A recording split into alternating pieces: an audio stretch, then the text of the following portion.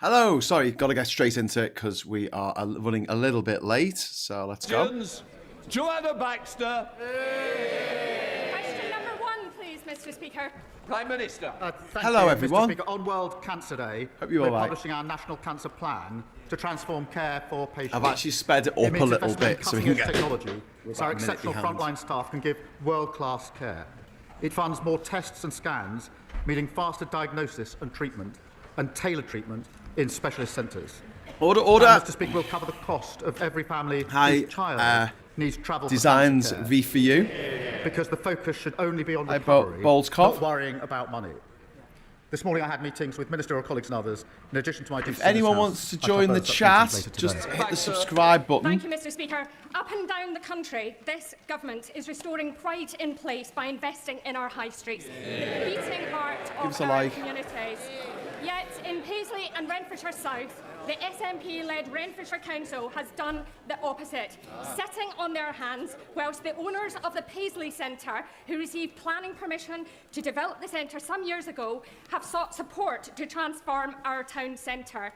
Does the Prime Minister agree with me that it is only the SNP's lack of ambition and failure of leadership that is letting Paisley down, and will he work with me to restore pride in Paisley's town centre? She's a superb champion for Paisley. Her constituents deserve a Scottish Government that matches her dedication.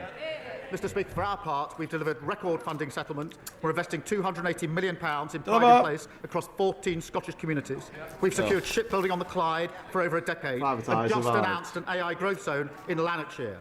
The choice, Mr. Speaker, is clear. A third decade of failure under the SNP or real change for Scotland under Anna Starmer. All right. Leader of the Opposition, Kemi Badenoch. Right, here we go. Thank you, Mr. Speaker. The whole House will be disgusted by the latest revelations about Jeffrey Epstein. Yep, we are. All of us want to see his victims get justice. But the political decision to appoint Epstein's close associate, Peter Mandelson, as Britain's ambassador to Washington goes to the very heart of this Prime Minister's judgement. He's got a point. When he made that appointment, was he aware that Mandelson had continued his friendship even after Epstein's conviction for child prostitution? Simple question. Mr. Speaker, let me start where I must with the victims of Epstein, and all of our thoughts are with them. Can I also say our thoughts are with all those who lost jobs, savings and livelihoods in the aftermath of the 2008 financial crash. To learn that there was a cabinet minister leaking sensitive information at the height of the response to the 2008 crash is beyond infuriating. And I am as angry as the public and any member of this House. Mandelson betrayed our country, our Parliament and my party.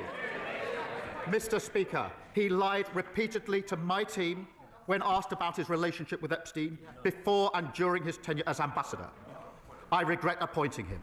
If I knew then what I know now, he would never have been anywhere near government. And that is why, Mr. Speaker, yesterday, the Cabinet Secretary, with my support, took the decision to refer material to the police, and there is now a criminal investigation. I've instructed my team to draft legislation to strip Mandelson of his title and wider legislation to remove disgraced peers. And this morning, I've agreed with His Majesty the King that Mandelson should be removed from the list of Privy Councillors on grounds that he's brought the reputation of the Privy Council into disrepute. Kemi Badenoch. The Council of the Toilet. Mr. Speaker, I asked the Prime Minister a very specific question. Did he know that Mandelson had continued his friendship with Epstein after the conviction? He says if he knew then what he knows now, but he did know. In January 2024, a journalist from the Financial Times informed the Prime Minister that Mandelson had stayed in Epstein's house even after that conviction for child prostitution. So did the Prime Minister conveniently forget this fact, or did he decide it was a risk worth taking? Prime Minister. Well, Mr. Speaker, as the House Dramatic expected, zoom. went through I'm liking the dramatic a zooms. process. There was a due diligence exercise, and then there was security vetting by the security services. What was not known was the depth, the sheer depth and extent of the relationship.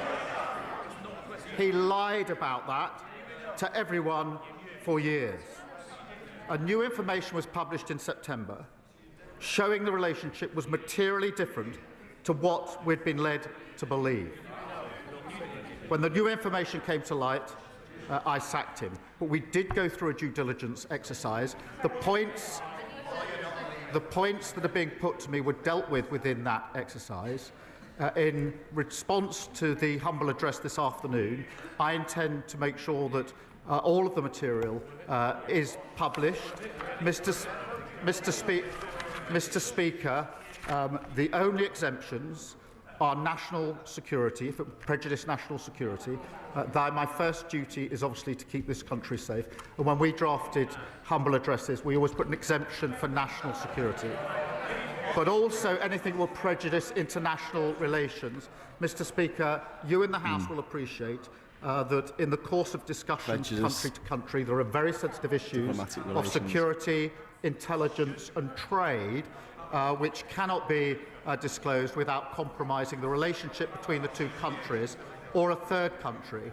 Mr. Speaker, so that I can be totally open with the House, I should also disclose that the Metropolitan Police have been in touch with my office this morning to raise issues about anything that would prejudice their investigations. We're in discussion with them about that, and I hope to be able to update the House, but I do think I should make that clear to the House at this point, because those discussions are ongoing. Shall I clear that up? I'm going to come to the humble address in a moment, but the Prime Minister cannot blame the process. He did know it was on Google. If the Conservative Research Department could find this information out, why couldn't Number 10? On the 10th of September, when we knew this, I asked him at that dispatch box, he gave Mandelson his full confidence at that dispatch box, not once, but twice. He only sacked him after pressure from us. I am asking the Prime Minister something very specific, not about the generalities of the full extent. Can the Prime Minister tell us, did the official security vetting he received mention Mandelson's ongoing relationship with the paedophile Jeffrey Epstein? So clear. Prime Minister. Same question, but yes, it did. As a result, various questions were put to him. I intend to disclose to this House all of the national security, prejudice to international relations on one side. I want to make sure this House sees the full documentation, so it will see for itself the extent to which time and time again Mandelson completely misrepresented the extent of his relationship with Epstein and lied throughout the process, including in response to the due diligence. Okay, so this is difficult, isn't it? Because he's just stood up and said, yeah. So I don't know what she's going to ask for the next 3 questions, because she's probably just planning to ask the same question 6 times. But he said, yes, we did know about the relationship between him and Epstein, but he misled about the depth of it. But I just want to address something here, which is a humble address. What is a humble address? A humble address is when a parliament is recalled, essentially, or in session, whatever, and there is a motion to release documents. So it's when you petition the monarch, I think, or something like that. But essentially, it's to do with release of documents, and that's why Starmer was talking then about sensitive documents when it comes to international diplomacy and defence and stuff might not be released if that's asked for in the address. So we'll see. Mr. Speaker, I think it is shocking what the Prime Minister has just said. How can he stand up there saying that he knew, but he just asked Peter Mandelson if the security vetting was true or false? This is a man who had been sacked from cabinet twice already for unethical behaviour. That is absolutely shocking. And that is why later today, my party will call on the government to release all documents relating to Mandelson's appointment, not just the ones the Prime Minister wants us to see. Because this government is trying to sabotage that release with an amendment to let him choose what we see. The man who appointed Mandelson in the first place. Labour MPs now have to decide if they want to be accessories to his cover-up. Can the Prime Minister guarantee that he won't remove the whip if they refuse to vote for his whitewash amendment? Prime Minister. Mr. Speaker, the first exemption is in relation to anything that could compromise national security. That is not a small matter, and many members on the benches opposite will know precisely why that needs to be in the exemption. When we were drafting humble addresses, when we were sitting over there, we always made sure that exemption was in because we knew how important it was to the then government. I don't think I've seen a humble address without that in, because, and just to be clear, to vote to release something that would prejudice national security is wrong in principle. The second exemption is in relation to things that would prejudice international relations. There will be discussions about security and intelligence and trade, which are highly sensitive to the two countries involved and to third countries. Well, they have to ask themselves whether they want to vote to prejudice our national security. I don't think they. I don't think, in fairness, that they do. But can I reassure the House, Mr. Speaker? Let me reassure the House that the process for deciding what falls into those categories will not be a political process. It will be led by the Cabinet Secretary, supported by government legal teams. So they will be looking at the question of prejudice. They will be making that decision. The only additional thing I just want to put before the House, because there was a discussion this morning with the Metropolitan Police, is that we are in discussions with them about any material that they're concerned will prejudice their investigation. We're at an early stage. We're at an early stage of that discussion, but I didn't want to have the House not know that that discussion is going on. Kemi Badenoch. Mr. Speaker, the Prime Minister is talking about national security. The national security issue was appointing Mandelson in the first place. And what he said about the humble address is a red herring. To those Labour MPs who were not there in the last Parliament, let me tell them, humble addresses already exempt genuine national security. This is not about national security, this is about his job security. His amendment lets him withhold anything to do with international relations. But this whole appointment is to do with international relations. So if they're voting for it, they are voting for the cover-up. If the Prime Minister is serious about national security concerns, then he should ask the Intelligence and Security Committee to decide which documents should be released. Will he commit to doing so here and now? Prime Minister. Mr. Speaker, I've set out the process. It won't be a political process. It will be led by the Cabinet Secretary, supported by the government legal teams. But I'm pleased that she, I think, now accepts that at least the first exemption that we've written into the amendment to the petition is the right amendment in relation to prejudice national security. But she and others behind her will understand that because of the breadth of what's asked for, and we're doing everything we can to make sure this is fully transparent and disclosed, but she and those behind her will understand from their own experience in government the sensitivity of information about security and intelligence and trade relations that are inevitably caught in exchanges of the nature that are being asked for. And it is right that anything that prejudices, not touches on, prejudices international relations is protected within the disclosure. Kemi Badenoch. If that was really the case, then he wouldn't mind if the ISC had a look. And let's be clear, he says the Cabinet Secretary makes it non-political, but that doesn't make it independent. What we want is an independent look. The ISC is independent. The Cabinet Secretary works for him. We know that there will be a cover-up because this implicates the Prime Minister and his Chief of Staff, Morgan McSweeney, a protégé of Peter Mandelson. Yeah. The Prime Minister chose to inject Mandelson's poison into the heart of his government on the advice of Morgan McSweeney. She's got a point. His catastrophic Kemi, lack of judgment, you've got a point now that he did know, has harmed the special relationship. It has endangered national security. It's not the humble address, it's him. It's compromised our diplomacy and it has embarrassed our nation. After all of this, does he have the same full confidence in Morgan McSweeney? Oh, yes! And Peter Mandelson? Oh, okay. Well done. McSweeney is an essential part of my team. He helped me change the fuck Labour off. Party and win an election. Of course I have confidence in him. But, Mr. Speaker, whatever is slung across this dispatch box, I don't think it's right for the Cabinet Secretary to be denigrated in that way and to suggest that he would be involved in a cover-up. There's the politics that comes over the dispatch boxes, but I honestly don't think it's right to impugn the Cabinet Secretary in that way. And I suspect in their heart of hearts, many on those benches would agree. Mr. Speaker, I'm as angry as anyone about what Mandelson has been up to. The disclosures that have been made this week of him passing sensitive information at the height of the response to the 2008 financial crash is utterly shocking and appalling. Yes, it is. He's betrayed our country. He's lied repeatedly. What's this show about your judgment now? A litany of deceit. The judgment of character. But this moment demands not just anger but action, and that's why we've moved quickly, referring material to the police, publishing legislation too little, too late, mate. Titles from disgraced politicians, and stripping Mandelson of his Privy Councillorship. That is what the public expect, and that is what we will do. Okay, I'm just going to stop it there. I'll just play it so it's not. He does not look like a happy man there, does he? Doesn't look like a happy man. Absolute body blows. I'm very impressed with how Kemi Badenoch has dealt with this, and he's got nowhere to hide. Mandelson, let's not forget, had to be sacked from the previous Labour government twice in disgrace because of 2 separate scandals that he was involved in.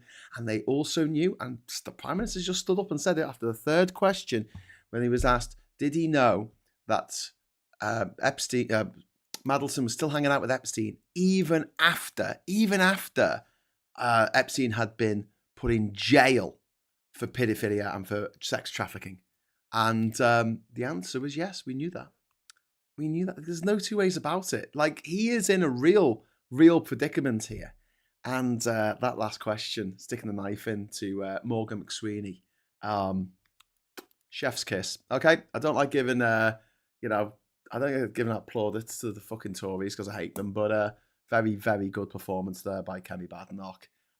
He looks shifty as fuck right now. Thank you, Mr. Speaker. Every month, people across our constituencies are injured by illegal e-bikes being ridden at 30, 40 and 50 miles per hour through our town centres and parks. But for every illegal e-bike that the police seize and crush, another 10 hit our streets because they are too freely available to buy.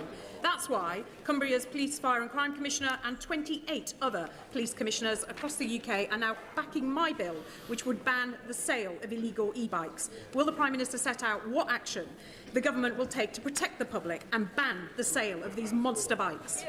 Prime Minister. Can I pay tribute to my honourable friend? She's a tireless campaigner to stop these antisocial, dangerous bikes terrorising communities. Our crime and policing bill means police can seize bikes without issuing a warning and destroy them.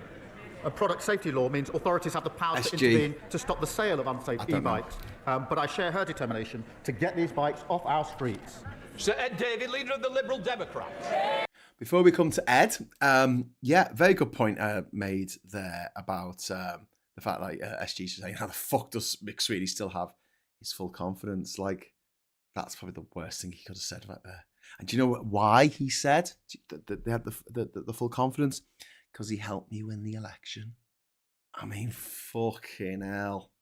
If there was a time to throw your advisor under the bus, that was it. But instead, he said full confidence. Obviously, we need to look into this further. This will be a matter for me and my, chief of staff or whatever Morgan's fucking a title is, and we'll get back to you once we've looked into it. You don't say you got the full confidence.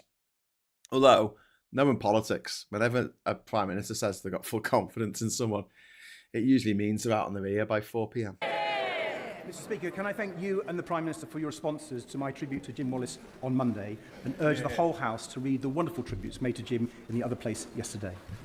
Mr. Speaker, I've been thinking how it must feel for the victims of Jeffrey Epstein and their families, hearing more and more stories of how rich, powerful men were currying favour with a paedophile sex trafficker, such as Peter Mandelson, sending government secrets to help Epstein enrich himself further.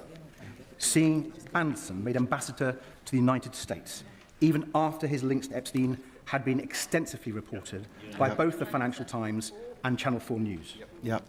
So can the Prime Minister tell us, given he now admits he knew about those links, before he gave such an important job to one of Epstein's closest friends, did he think at all about Epstein's victims? Excellent question. Mr. Speaker, excellent question.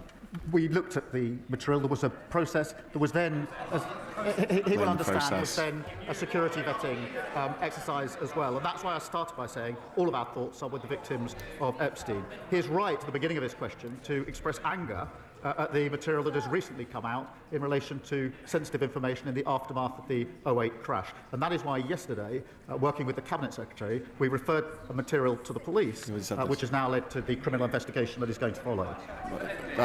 That's really the least you could do at that point. Thanks very much to Miss Paula Thomas for the £5 super chat, the first one of the afternoon. That's very, very kind of you. And she says, mind you, it took a pitch that sloped so steeply towards the opposition goal for her to shine. Very good point, Paula. But I mean, there's been a few occasions where we've thought, considered the idea that Kemi Badenoch could actually use this PMQs to, take a chunk out of Starmer, and she's always fluffed it. She has always fluffed it. This one, no. Honestly, I am giving her credit for this. Mr. Speaker, I think the victims of Jeffrey Epstein deserve far better than that. Yeah. They deserve Peter Mandelson not being appointed in the first place. Yes. We don't even know the full extent of the British establishment's involvement in his appalling crimes, or how many British girls and young women were trafficked by him.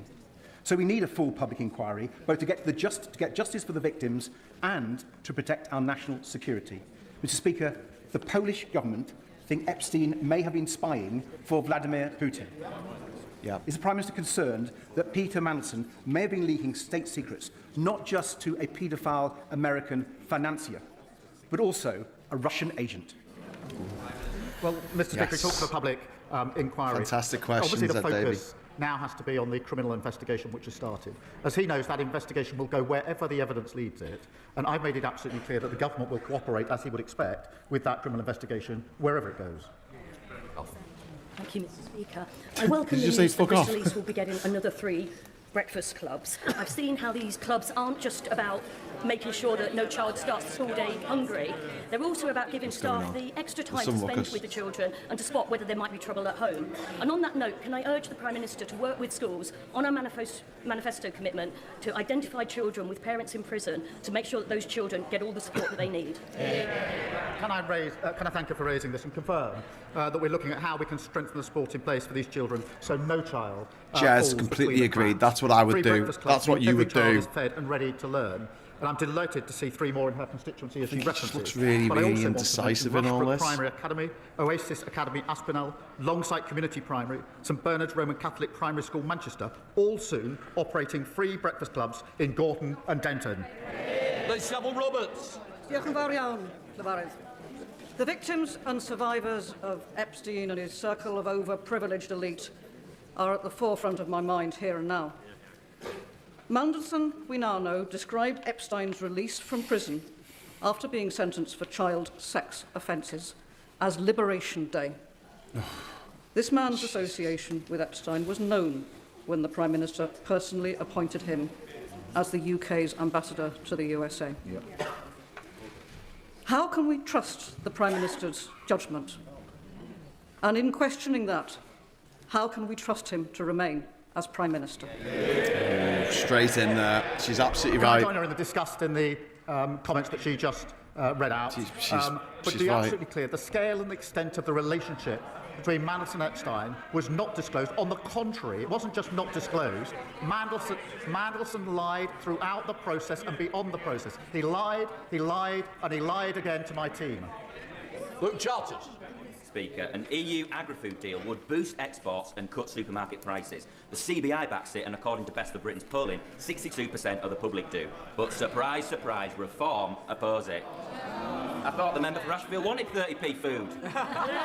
Does the Prime Minister agree that while some opposite prefer temper tantrums with Brussels, this Labour government must build closer ties with Europe to cut the price of a weekly shop? Well, Mr. Speaker, right. The deal that we've struck with the EU means lower prices at the checkout, more choice on the shelf, and more money in people's pockets. It's good for British fishers and farmers who face less red tape, selling our world-class produce into a crucial market.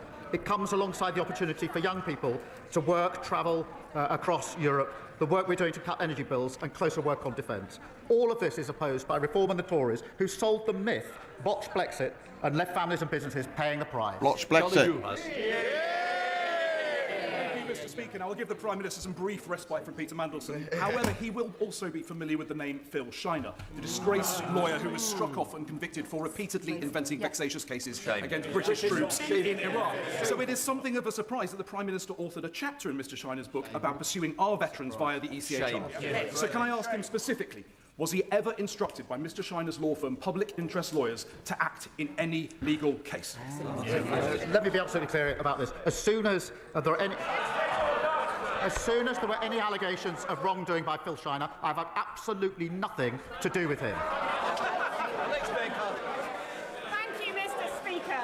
I don't know who Phil Shiner is. Farnborough this year, we are looking forward to hosting the National Celebrations for Armed Forces Day in the home of the British Army.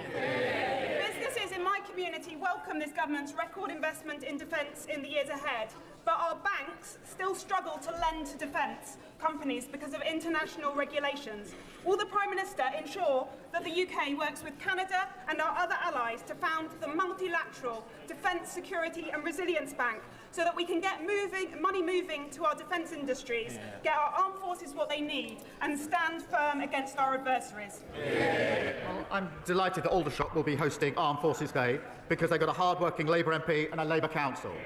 Our historic defence spending uplift must be an engine for growth and jobs here in the United Kingdom. That's why we're committed to spending an extra £2.5 billion with SMEs. I do agree with her. It's vital that we work in lockstep with our allies, particularly in Europe, to enhance and align our defence capabilities. We're therefore working at pace to identify the most effective mechanisms for greater multilateral cooperation. Dr. Neil Hudson. Thank you, Mr. Speaker. Prime Minister, for months our communities in Epping have been deeply distressed by the Bell Hotel reopening as an asylum hotel. My thoughts remain with the victims of the sexual assaults, including the 14-year-old Epping schoolgirl. That trauma compounded by the offender's mistaken release from prison.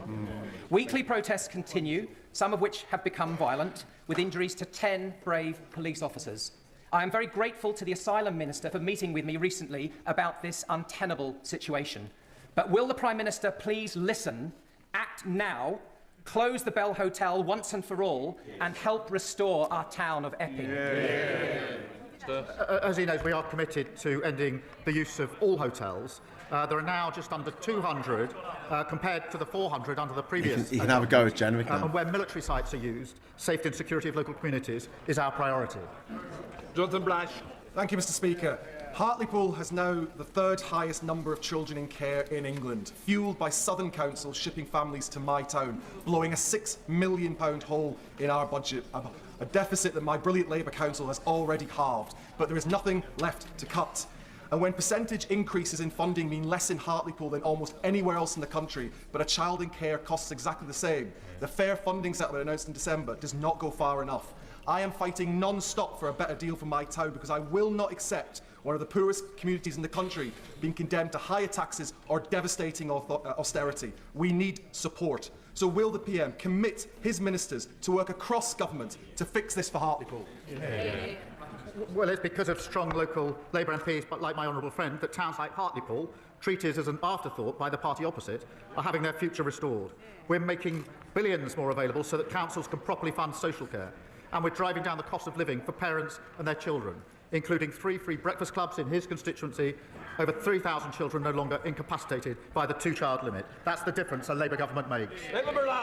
Mr. Speaker, my residents are sick of being let down by Thames Water. Robert and Patricia were sent a £39,000 bill they didn't actually owe. Len and Jenny were forced to use a portaloo for months as sewage filled their home, and parents still think twice about sending their children to swim in the river. Now, we understand a £16 billion rescue deal is soon to cross the Prime Minister's desk. Will he admit today what everyone already knows, that Thames Water is dead in the water? Any delay is pointless, and it should be allowed to be put out of its misery and rebuilt as a company for public benefit. Well, can I thank her for raising that, and I know how much and important it is for her constituents. We have taken measures in relation to strengthening oversight and the control that we have. We won't hesitate to go further, and I'll make sure she gets a meeting with the relevant minister to discuss. Thank you, Mr. Speaker. It was a privilege the weekend to join fellow North East MPs on the destroyer HMS Duncan, to meet the crew and also be briefed on the exciting plans for the innovative future of the Royal Navy. a future that should be bright given the £10 billion frigate deal with Norway, but also a future we absolutely want our region to be part of. So would the Prime Minister agree that given the North East strengths in AI, satellite technology and advanced manufacturing, North East workers and businesses should be at the heart of the future hybrid navy, and will ministers meet us and industry leaders to put the North East at the heart of our future defence? Mr. Speaker, can I first thank the commanding officer and crew of HMS Duncan for their service, and thank my honourable friend. I remember meeting the brilliant workforce in his region, and I know the defence ministers will be delighted to do the same. Our record defence spending is supporting jobs and growth across the North East. We invested £200 million in optric semiconductors in his constituency last year. As we increase defence spending, the North East will play a major role securing good skilled jobs for generations to come. Christine Job. Thank you very much, Mr. Speaker. And can I associate myself with the comments of my party leader about Lord Wallace, a man I feel I was privileged to know. But can I ask the Prime Minister, given the conversations which are taking place in this place today and up and down the country about Peter Mandelson and his involvement with the paedophile who trafficked women, and the millions of women, particularly in this country, who will have been triggered by that, given the establishment's proximity to what happened, will the Prime Minister assure that there will be support set up, helplines, and that as well as the victims, the direct victims, those indirect women who've been triggered now will be supported? Well, she's right to raise this, and obviously we'll support the police on the one hand with their investigation, but also we will press on with our work to halve violence against women and girls, which is very much about putting the support in place that is needed for all victims of violence. That is a crucial part of our work, and I hope we can work across the House in support of it. Ellen Hayes. Thank you, Mr. Speaker. I'm proud that Labour MPs voted yesterday to remove the two-child limit and lift 400 children out of poverty. But child poverty cannot be eradicated while children are living in overcrowded temporary accommodation without their own bed or anywhere to do their homework. So will the Prime Minister commit to urgent and persistent action to drive down the use of temporary accommodation, ensuring that our councils, including my councils of Lambeth and Southwark, have the funding they need in the final local government finance settlement next week? Well, can I join her in the pride in voting to remove 500,000 children from poverty and lift them out of poverty after hundreds of thousands were plunged into poverty by the party opposite when they were in government? On the point she raised about temporary accommodation, she's right that every child deserves a safe, warm and secure home. We're investing a record £3.5 billion in homelessness services and £950 million in local authority housing fund to deliver better quality temporary accommodation. Mr. Speaker, how we answer SEND families' call for justice will measure who we are. Christopher Lascaris was autistic and murdered aged 24. His mother, Fiona, who is here, spent 8 years begging authorities to protect him, but they refused because they presumed he had mental capacity. So will the Prime Minister support Christopher's law, creating a duty to assess mental capacity where it is in doubt, to save the lives of others? Can I thank him for his question and for his tireless campaigning on behalf of Christopher and Fiona, who, as he points out, is with us today. Christopher's death was a tragedy, and I agree that we owe it to Fiona. I'm glad that she's here to hear it, and other families, of course, to get this right. I can reassure him that work is underway to examine what action is necessary to prevent further tragedies like this. That comes alongside our intention to consult on the liberty protection safeguards this year, and I'll make sure that he is fully updated on as the work progresses across government, and I would ask that he make sure that Fiona and others are updated as well. Ben Goldsborough. Thank you very much, Mr. Speaker. From heat-tolerant rice trials to world-leading science at the Earlham Institute and the John Innes Centre on the Norwich Research Park, South Norfolk is helping feed the world. Will the Prime Minister secure a clear carve-out for precision breeding in any future SPS agreement with the EU so Britain can continue to lead on this field? Well, can I thank him for raising it? As negotiations are ongoing, we remain committed, you'll be pleased to know, to the Precision Breeding Act and supporting new innovative technologies. And the EU accepts there will need to be areas where we retain our own rules, and we'll always prioritise British interests as we negotiate our SPS agreement. On to Caroline Johnson. Mr. Speaker, as you're aware, I've been campaigning for a Lincoln Dental School for some years, and I'm pleased to be able to tell the House that thanks to the hard work of, amongst others, Professor Juster, Professor Reid and Susie McPherson, Lincoln Medical School are now in a position to take their first cohort from 2027. So can I ask the Prime Minister, will he provide the necessary funding for this cohort of students to start to help improve the oral health of people right across Lincolnshire? Well, I'm pleased to hear the news about the dental school in her constituency, and we have put in further funding in relation to dentistry. We were left with a dental desert across many parts of the country. We're fixing that problem, but I'm glad to hear the news in her constituency. That's it. Ollie Billings. Thank you, Mr. Speaker. As the Prime Minister pointed out, today is World Cancer Day. As outlined in our cancer plan, early detection and diagnosis is vital. Will the Prime Minister agree to consider the campaign by my constituent Gemma Reeves, who is a nurse at the Queen Elizabeth Queen Mother Hospital, to ensure breast cancer screening for all women over the age of 40 and meet her to discuss how such a change would save lives? Yeah. Well, I'd absolutely support that, and I'll make sure she gets a meeting with the relevant minister, because early diagnosis is so important for all cancers, and we must do everything we can to ensure that our early diagnosis is the absolute norm and never the default. Final question, Swallow Brabham. Oh, fuck me. Here we go. Oh, my God. Here we go. A little bit of pantomime for the end. She's new. She's new. Give her a moment. Give her a moment, she's new. Thank you, Mr. Speaker. I recently met one of the bravest women I know. Elizabeth was 14 when she was raped in Rotherham. She is one of the survivors of the rape gangs, one of the biggest national scandals in our history.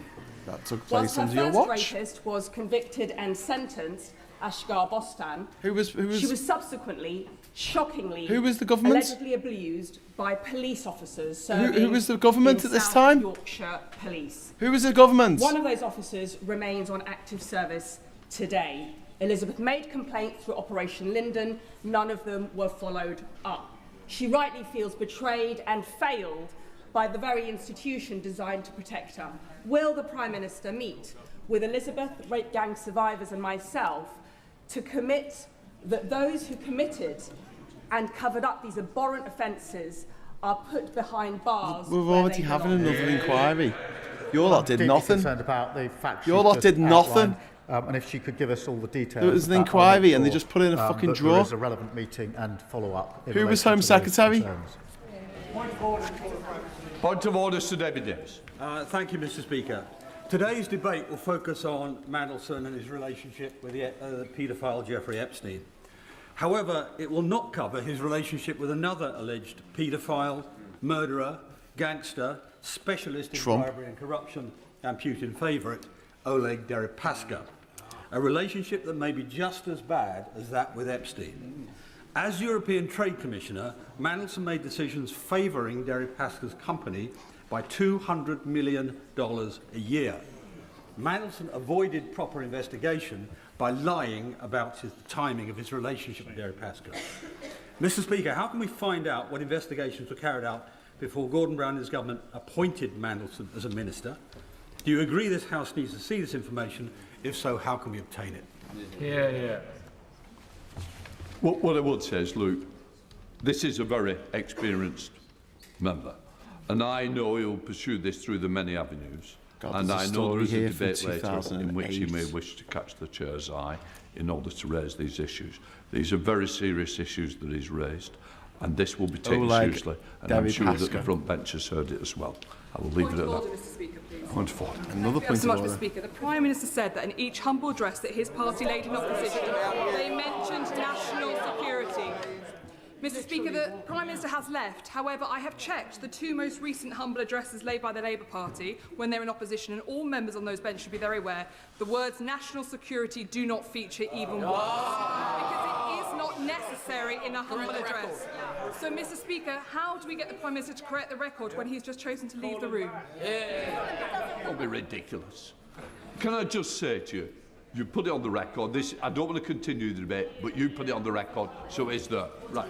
Who was he saying? Don't be too ridiculous. Thank you very much, Mr. Speaker. Now, the Prime Minister, in response to me just now, appeared to deny ever being instructed by disgraced lawyer Phil Shiner. Yet I have here the 2007 case of Al Jeddah versus the Secretary of State for Defence, where it quite clearly says appellants instructed by public interest lawyers include one Keir Starmer QC. Perhaps the Prime Minister might want to return to the House and clarify his earlier earlier remarks. I'm not here to continue a debate. You put it on the record. We will leave it at that. Right.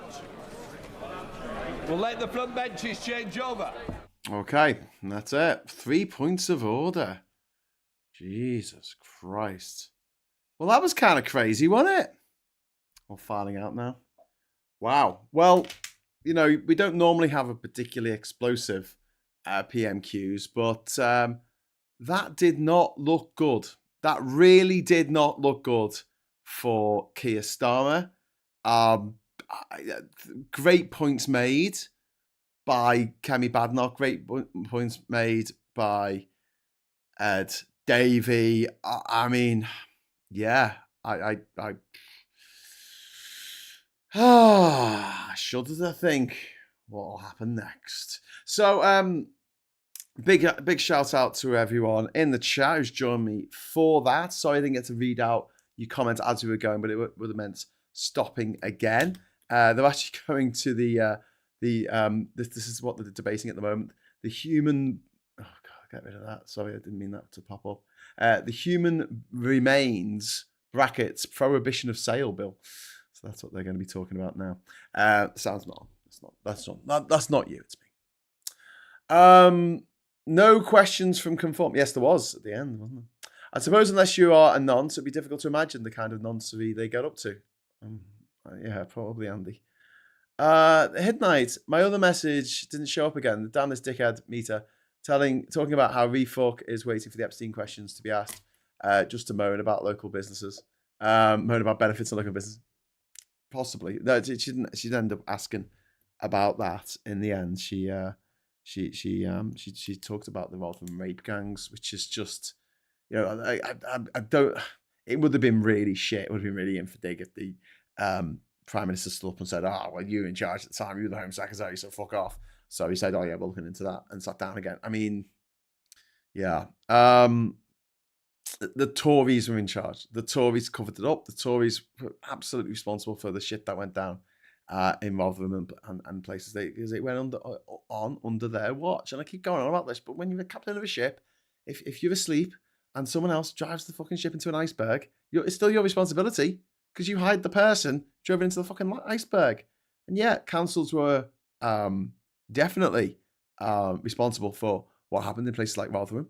But at the same time, the main government, the national government, has got a duty of care to the citizens of every single constituency in the country. And just because there's a local government doesn't mean that the national government should be looking after their interests. You know, although that's the local government's thing, but they can deal with it. So yeah, I mean, a bit of rank hypocrisy there at the end with Suella Braverman's question. She's definitely Farage's favourite. Corella's looking a bit rough post-defection. She was dragged through a hedge backwards.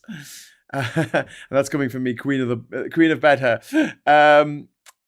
Captain says she could have done something about it, but my thoughts go out to the women she mentioned. Oh, right, no name was there. She made it up. Yeah. 3 points of order. Some MPs can't count that far. Mark Ian Roberts says, Starmer did say since allegations were made in 2008, he had no contact with that lawyer. So 2007 is before that. Yeah. That was Starmer's worst performance.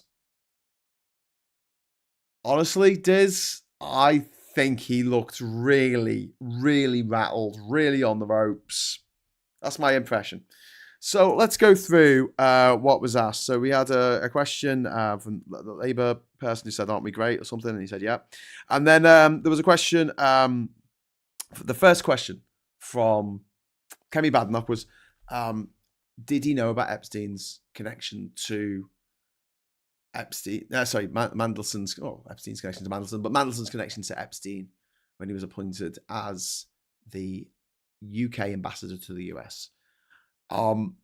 He evaded that question. He came out quite strong, I felt, except for the fact that he didn't address the question. And he said quite clearly in that part of the question, even though in that answer, that things were being turned over to the police and that Mandelson lied to him, lied to everybody. And then we had the same question again from Kevin Badenoch the second time, But usually I have a big go at her for asking the same question again and again, because you just tend to get a newly formed version of the same answer. They talked about due diligence in the second question, but the third question, she basically asked the same thing again.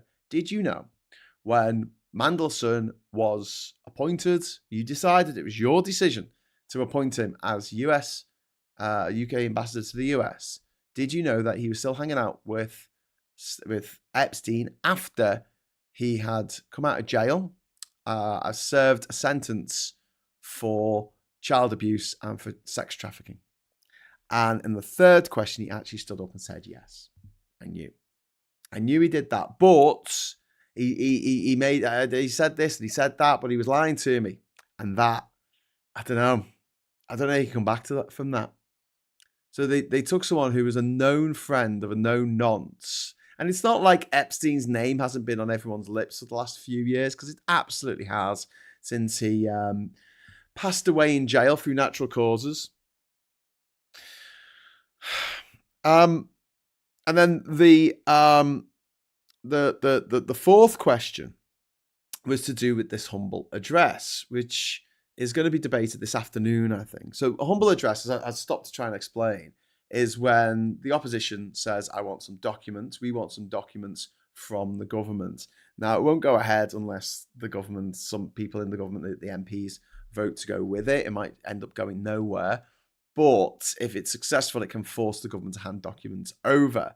Now, Starmer responded to this, first of all, about talking about national security, which was battered away in the next question by Kemi Badenoch, because she said, well, I mean, whenever we have a humble address demanding documents be released to the House, that's automatic. You don't have to keep them to one side because of national security concerns.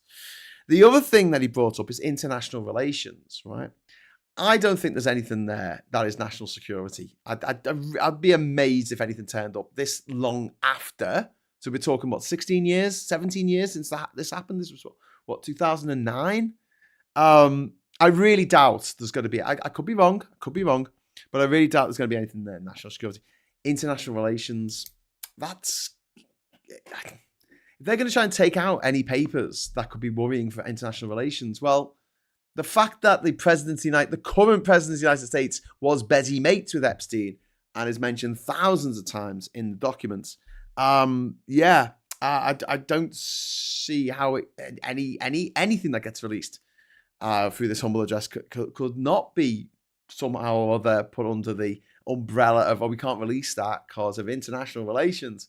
We want to keep the Americans on side. We want to keep Trump on side, which is really grim. I hate being in this situation. I hate being a country that can't stand up for itself, because if we do, we'll get absolutely bollocked in our economy by Trump. And he has the power to do that. He has the tech firms around his little finger. AWS and Google and Meta and these companies like PayPal that we rely on for everyday stuff. I can't do this show unless Google give me the say so, essentially, because Google own YouTube. So what do you do? This is really, really difficult. And then the final reason why they won't release all the papers is because there is a Met Police investigation going into it. So even if this humble address goes through this afternoon, and there's a demand to release these documents, I don't think much is going to get through, to be honest with you. If you say national security, if you say international relations, you say the Met Police are doing an investigation, all of which Starmer said in response to the question of, are you going to release all the documents? No. And then I thought Kemi, in the fifth question, had a really, really quite impressive rhetorical flourish, which I quite like. So, I'm not that much of a wordsmith, but I do like me rhetoric. She said it wasn't a national security issue, it was a job security issue. Nice one. I like that. She's calling it a cover-up in that question, in question number 5. She called it a cover-up. She used that phrase, and she said the first problem when it comes to national security was appointing Peter Mandelson as the British ambassador to the US in the first place. And I don't think she's wrong. And I hate agreeing with a Tory, but a stop clock is right twice a day. This is a huge fuck up for the Starmer government. And a lot of us said so at the time. Please rewind the tape. And all my videos are online. See what I said about it at the time. It's like, I think this is a mistake. And it was. I was right. Maybe people should listen to me more. And then there was discussion about the fact that the cabinet secretary is maybe apolitical, but they're not independent. And she was suggesting that the ISC have a look at it first, the International Security Committee, see it to decide what gets released and what doesn't. But then she ended up with this absolute flourish at the end. And, for those of us who watch PMQs each week, we kind of get a little bit jaded, I think, especially when Kemi Badenoch's never really delivered as a strong opposition to Keir Starmer. And she brought out Morgan McSweeney. Perfect timing. Morgan McSweeney, very close friends with Peter Mandelson. In fact, said of Morgan McSweeney that he is Peter Mandelson's protege. To which Starmer, erroneously, and I said this earlier, stupidly said he had his full confidence in Morgan McSweeney. He helped me to win the election. He actually said that out loud. It's now going to be unanswered forever and ever and ever. Forever, ever. Sorry, Miss Jackson. I am for real. Oh my God, what a fucking dickhead. So yeah, let's go through some of the chat here. The real horror story is the media won't talk about it. MC Carer today was an exercise in flooding the zone with excrement and bandwagon jumping, calling themselves public service, but act like expert commentators, says MH Carer. One Angry Pagan says, I'd rather see Angela Rayner as PM and Ed Davey as, Ed Miliband as Chancellor, to be fair. Yeah, I don't think it's going to happen. Andy, they'd be good. We're past the time for Chamberlains for dealing with Fanta Fury. Yeah, we need to have a bit more kick-ass, I think, because he kind of respects Trump. Trump's one of these, movie villains who you punch in the face and they look at you and then they go, ha ha ha ha ha, like the cut of your jib. Whereas if you turn up and ask them for something nice on your knees, they tend to cut your head off. Latest peoples, let's hope Starmer comes to his senses where his advisors are concerned. Yes, designs V4U. I agree. Good to see Starmer recognising he's been lied to. Takes one to know one, says Captain Coconut. Sneaky Fish says, I can't separate the defence of the appointment of Mandelson from the paedophilia was worth it. Just an absolute no-go for me. Yep, Sneaky Fish, couldn't agree more. They did say Mandelson was chosen because he would appeal to Trump. Yes, I know they said that. But I still think it was a bad move. I really think it was a bad move. Well, Brexit was so we could stand on our own 2 feet, said Andy. How'd that work out? We need to make our own missiles. We've done it before. France has experience. It does. In fact, France did its own thing with its nuclear and its defence capability until 2009. Completely pulled out of NATO in terms of military, developing its military until 2009. It was out for about 40 fucking years or something mad, doing its own fucking thing. We're so enmeshed with the industrial military infrastructure of America. I don't think we can set off nuclear missiles without their permission, I know we can't update the missiles. I know we can't service them without America's, permission. Captain Coconut, we make our own Graham, our own PayPal, YouTube. He said, why are you making your own Graham? You've already got me. I'm with you. You don't need to make another one. I'm the original and best, I like to think. I do believe that the sentiment there is right now to take his job. Yeah, and also, Captain Coconut, just to talk about making a European version of all these different platforms. It's not just Trump. It's the fact that these platforms themselves have become shit. Google has become shit. Facebook has become shit. Everything that posts is a fucking advert. It's shit. TikTok has become shit. Like, the end-shitification of the internet has been going on for years, and it's time to sweep it all away. Back to basics.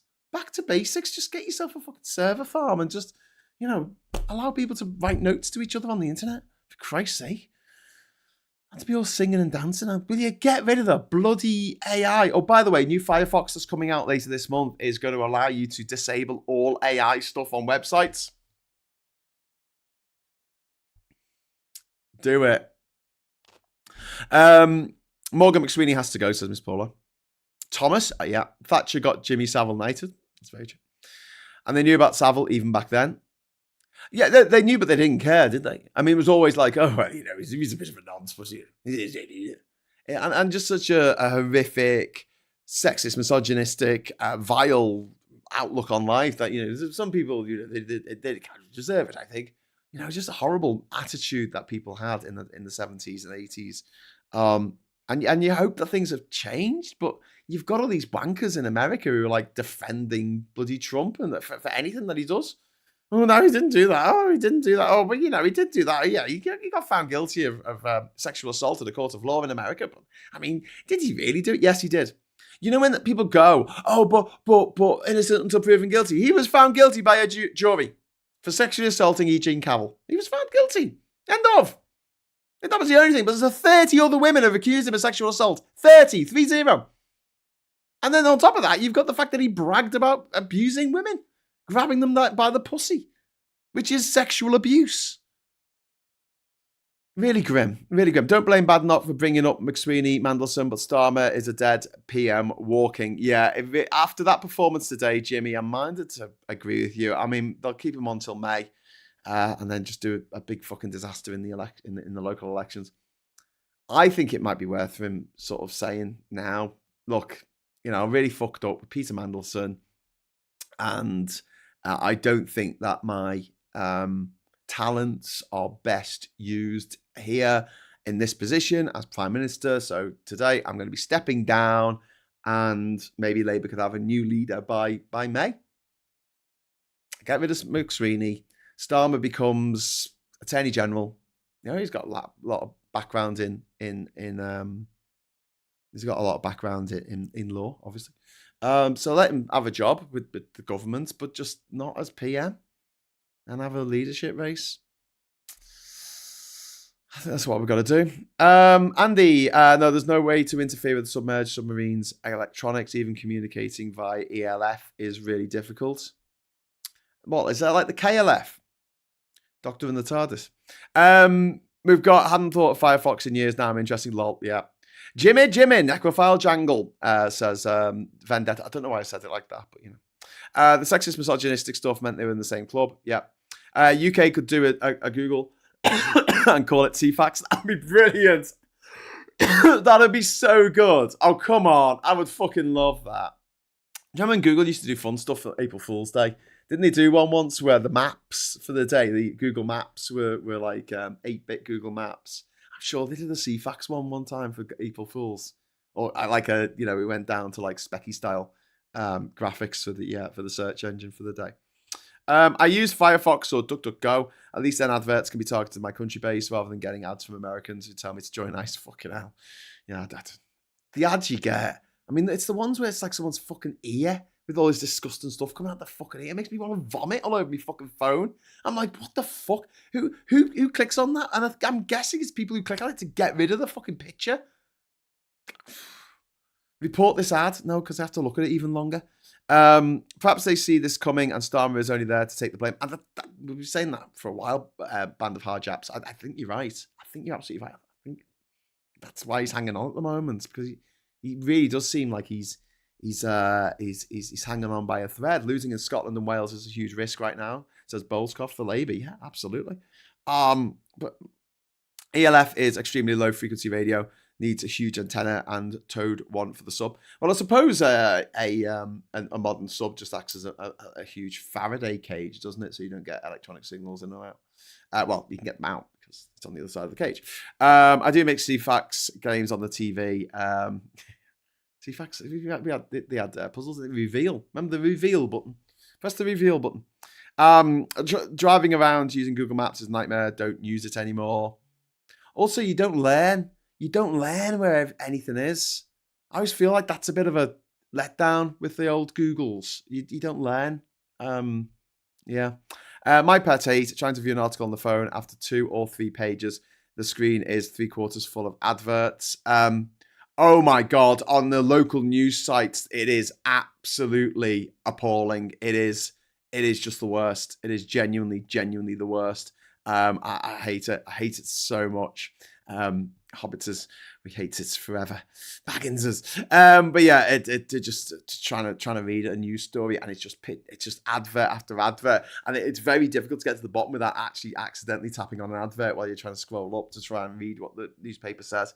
And like I say, before, when I'm talking about lies getting around the world before the truth gets its trousers on, the fact that investigative journalism is behind the paywall and local journalism is stuck behind a load of fucking pop-ups. You can't even fucking read what's going on in your local area. So where do you go to find out your local news? Your Facebook group. And what's your Facebook group full of? Fuckers telling everyone that immigrants are coming over and stealing all their shit. Do you see how the system works? They've made it. They've made our life, our world in such a way so that we can't access the truth easily, but we can access lies and propaganda like nobody's business, like never before. I reckon about 99% of the stuff you see on the internet is fucking propaganda, and 1% is the actual truth. And it's so hard to find. It's so hard to get to. Like I say, stuck behind fucking pop-ups or a paywall. It's so infuriating. Starmer has a shame, King. Don't king shame. That was from Vendetta.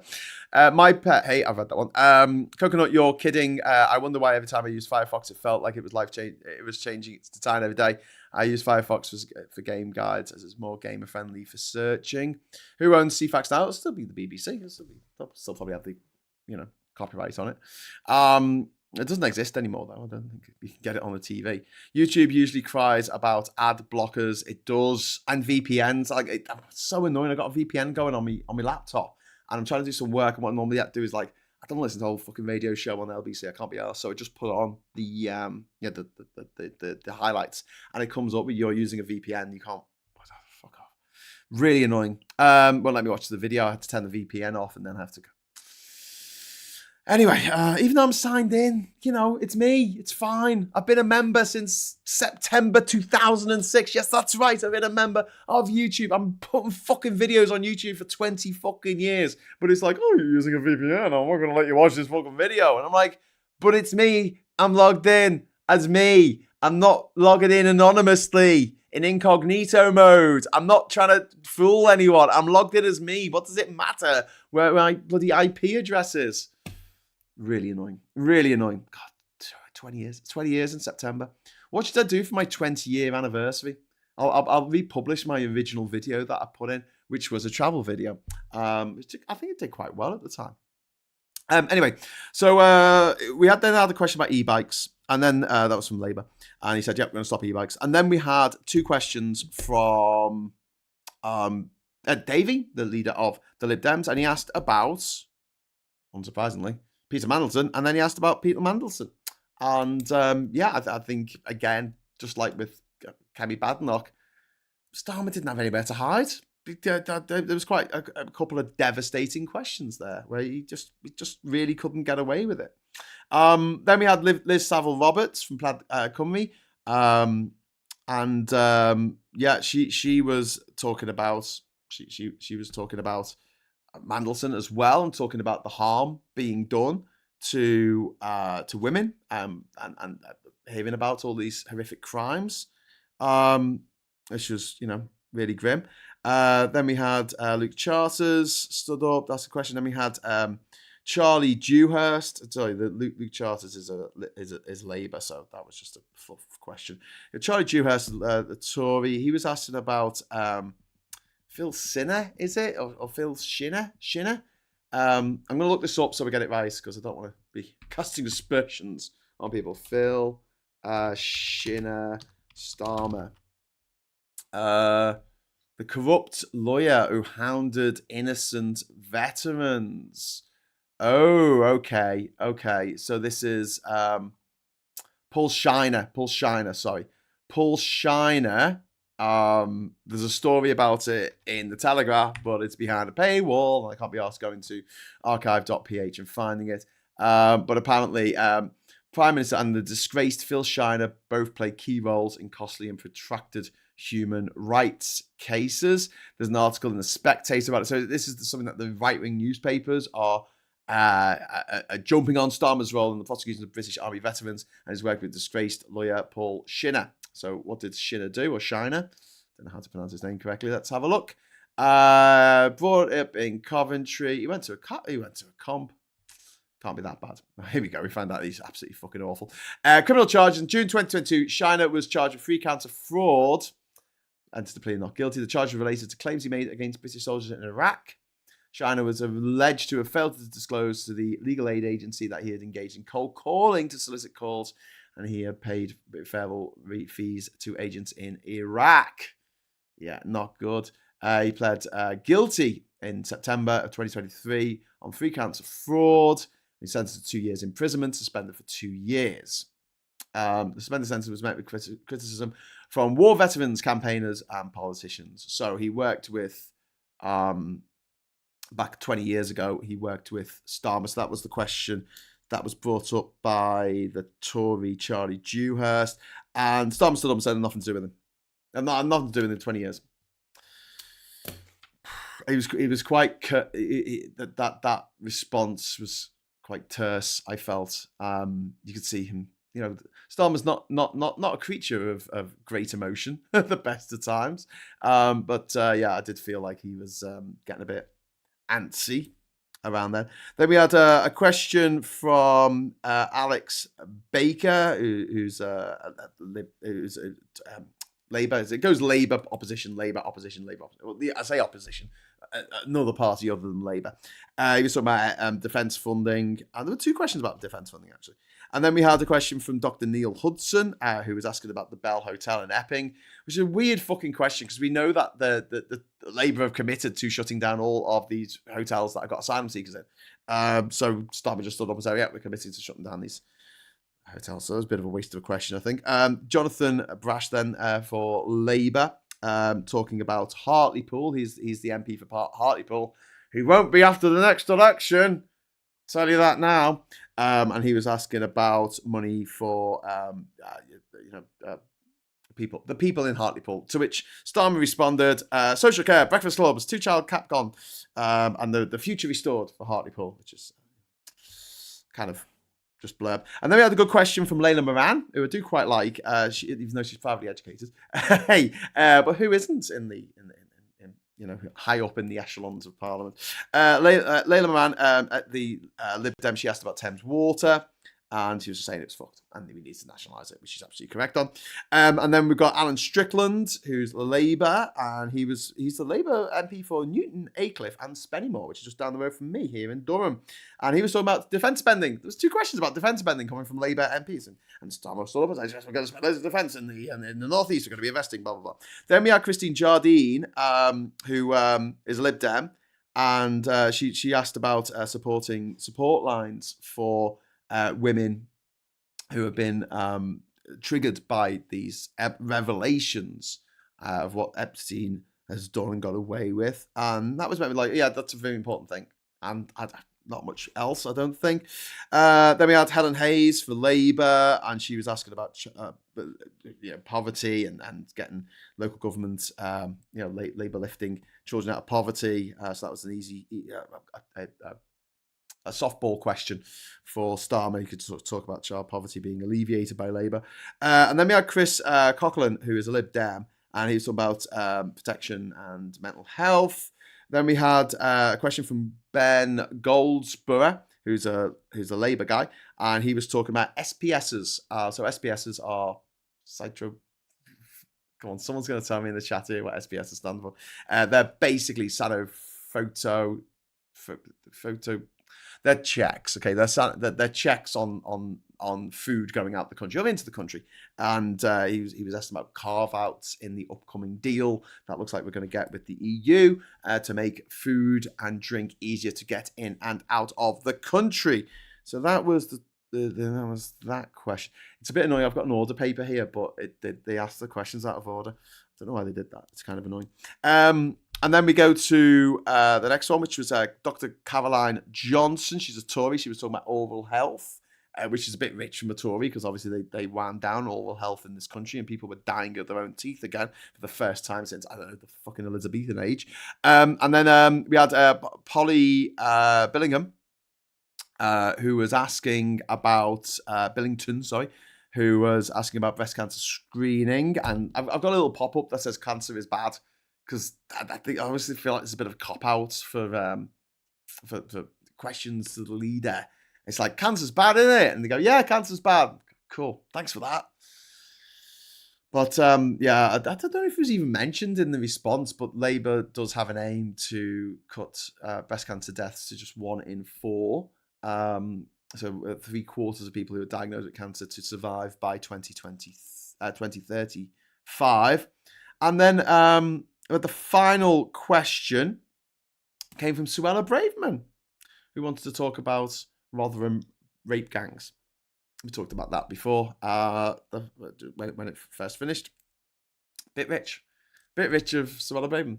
You see, the thing is with the Lib Dems and the current crop of Lib Dems, I guess, to a large extent, but also the Greens and other opposition people, then they can stand up and say you should do this, and Starmer can't really turn around to them and say, well, when you were in government, you did that. But he can do that to the Tories. I mean, obviously, the Lib Dems were in with the Tories from 2010 to 2015, so that's a different thing. But and obviously, Ed Davey was part of that fucking coalition government, so that's going to hang around him like a bad stink for the rest of his days. But yeah, generally speaking, if you're SNP or you're Plaid Cymru, you can get away with just saying, why did you do this? Whereas if the Tories try and do it, Labour can just turn around and say, well, you fucked it up in the first place. Now, the thing is, with all these MPs going across to refuck, like Suella Braverman and Jenrick and that, they were the people who fucked it up. So, again, Starmer has the opportunity to stand up and say, well, you should have done something about this. And he chose not to. In fact, famously, the Tories did a very expensive bit of an investigation, an inquiry into rape gangs. Yeah, the findings, the recommendations were handed to Kemi Badenoch herself, who then threw them in a drawer and didn't act on any of the recommendations. Absolutely bloody awful. So next up, we got that was the end of the questions, but then we had a bunch of the points of order.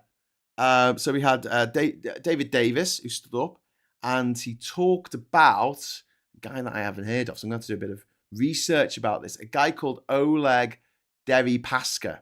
Do you know what the name rings a bell? But he's a Russian oligarch. He's had sanctions put on him.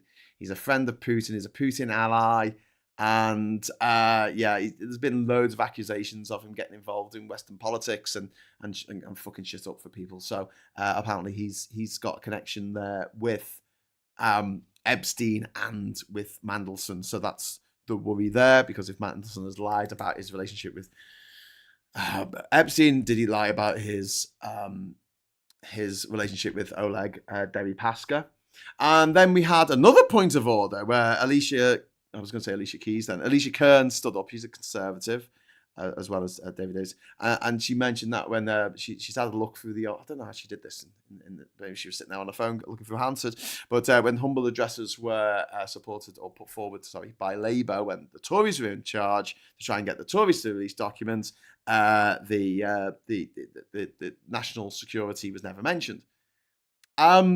Okay, cool, but it might not have been something that had anything to do with national security. I don't know what Labour pressed for documents about, but I really doubt it was the then business secretary selling bloody secrets about the future spending of the European Union to bail the banks out before the EU was actually informed. So that was pretty bad. And then we had a third point of order from Charlie Dewhurst, who wanted the Prime Minister to come back in and apologise or something. And the Speaker said, oh, whatever, I've got the power to do that. Don't be silly. And then he said, that's it. We're going to talk about not selling people's dead remains or something. So yeah, that was Prime Minister's questions in a nutshell. Interesting reporting in the New Statesman. There's a short list of 4 to be US ambassadors to the US, says SG. Starmer favoured George Osborne. It was Morgan McSweeney who pushed Mandelson. Oh, God. Do you know what? I don't like Morgan McSweeney at the best of times, but he's got to go. Do you reckon he'll be out by this afternoon? Do you do a special to do a fucking? I'm thinking of making graphics. You know when I knew it was going to be the election was going to be announced at some point. I made graphics specially so I could have a thing that popped up that says election announced because it knew it was coming because it had to at some point that year. So maybe I should make some graphics that say Morgan out or something. I'll do that. Morgan out. I mean, we could do that anyway because then I could use it when people bring up his name in Parliament. I got a little pop-up that says Morgan out. Off to listen to an audiobook. Well, Gallifrey, man, have fun. You can always listen to my audiobook, the Book of Man of the World, read by me in my dulcet tones, 9.5 hours of fun, and at least 2 laughs or your money back. All available at all bad audio booksellers. McFuck says Vendetta. Fucking capitals. Love it.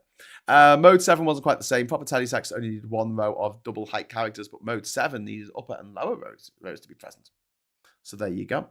Ad blocking does not give Google any information. I personally deal with YouTube by clicking off on focus tags and muting. Also record that Google knows for me what I do not watch. And bringing back CFAX is a key part of the Count Binface campaign.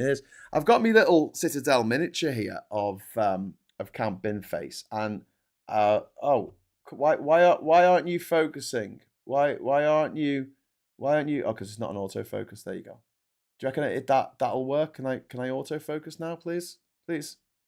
Oh, this is rubbish. This camera's rubbish. Hang on. Let me just turn this off, and then. Oh, there we go.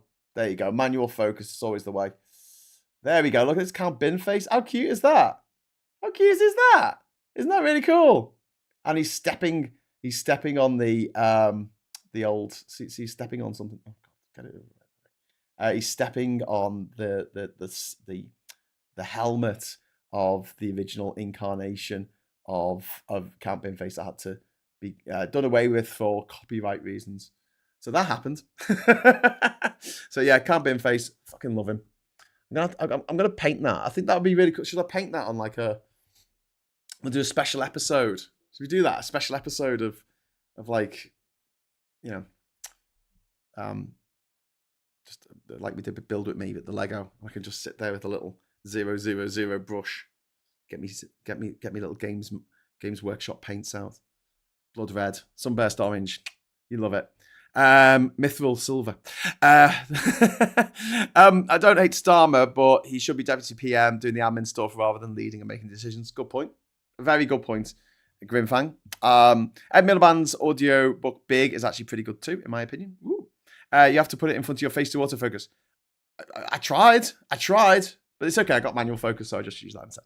I'm on my panels, my screens with like loads of different shit all over them. Yes, I'm just going to check if there's been any more developments since I last checked. Shadow Minister Alex Burghardt suggests Intelligence and Security Committee should get to decide what Mandelson material should be released. Tories say that Epstein was claims that Russian. Tories say that claims that Epstein was a Russian asset must be investigated. The debate, the MPs are debating the Tory motion calling for the release of files related to Mandelson's appointment as ambassador.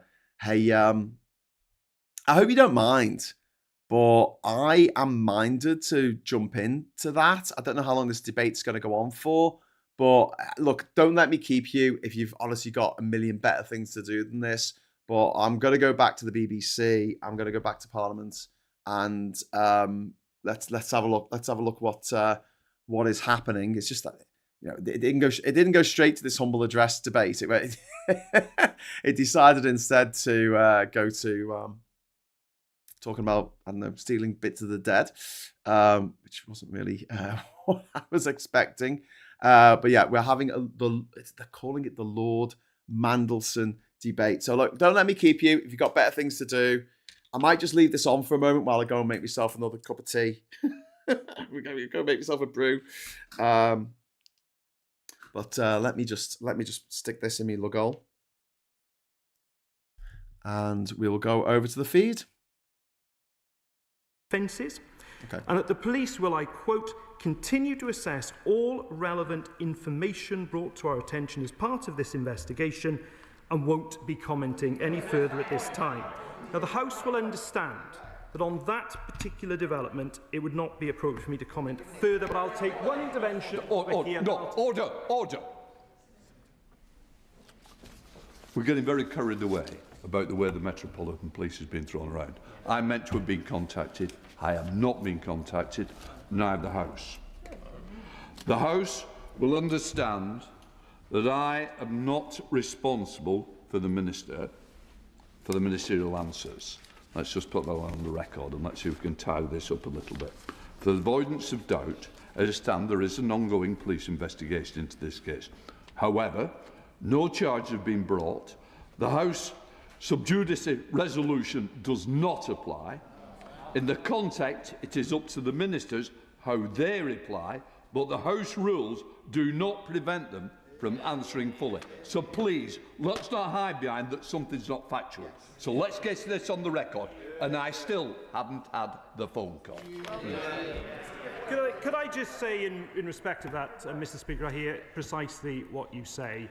And I entirely accept that interpretation of the sub judice rules. I'm certainly not hiding behind it, and indeed I will come to some remarks about this in a moment.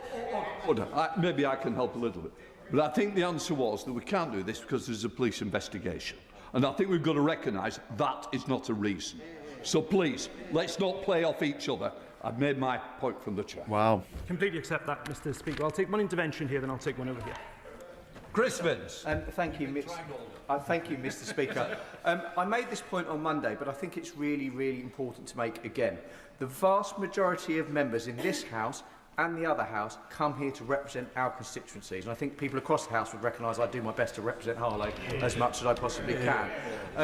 Would Harlow, Mr. Speaker, would the Secretary of State agree with me that the reason the case of Peter Mandelson is so damning and upsets so many people across this House is clearly this individual, when he was in this place, and potentially when he was in this place, but certainly when he was in the other place, was not representing the people he was supposed to be representing, but representing instead a vile paedophile. So would he agree with me that the reason strength is so strong across the House is because actually he's letting down all of us? Minister. Yes, and the public rightly demands the highest standards from those in office. They demand the highest standards from ministers. We should be held to the highest standards, and my honourable friend's absolutely right. Peter Mandelson fell far, far short of those standards. His behaviour has been revealed to be appalling, and as the Prime Minister has said, we will not... Order. Please. The Minister is giving way, he will give way, but you can't stay on your feet all shouting, give way, give way. Please, let's give the Minister some time, and he will take you when he feels in the mood to take you. Minister. Thank you, Mr. Speaker. I'll take the honourable member for Bromsgrove, and then I will take an intervention. I thank the Minister for giving way.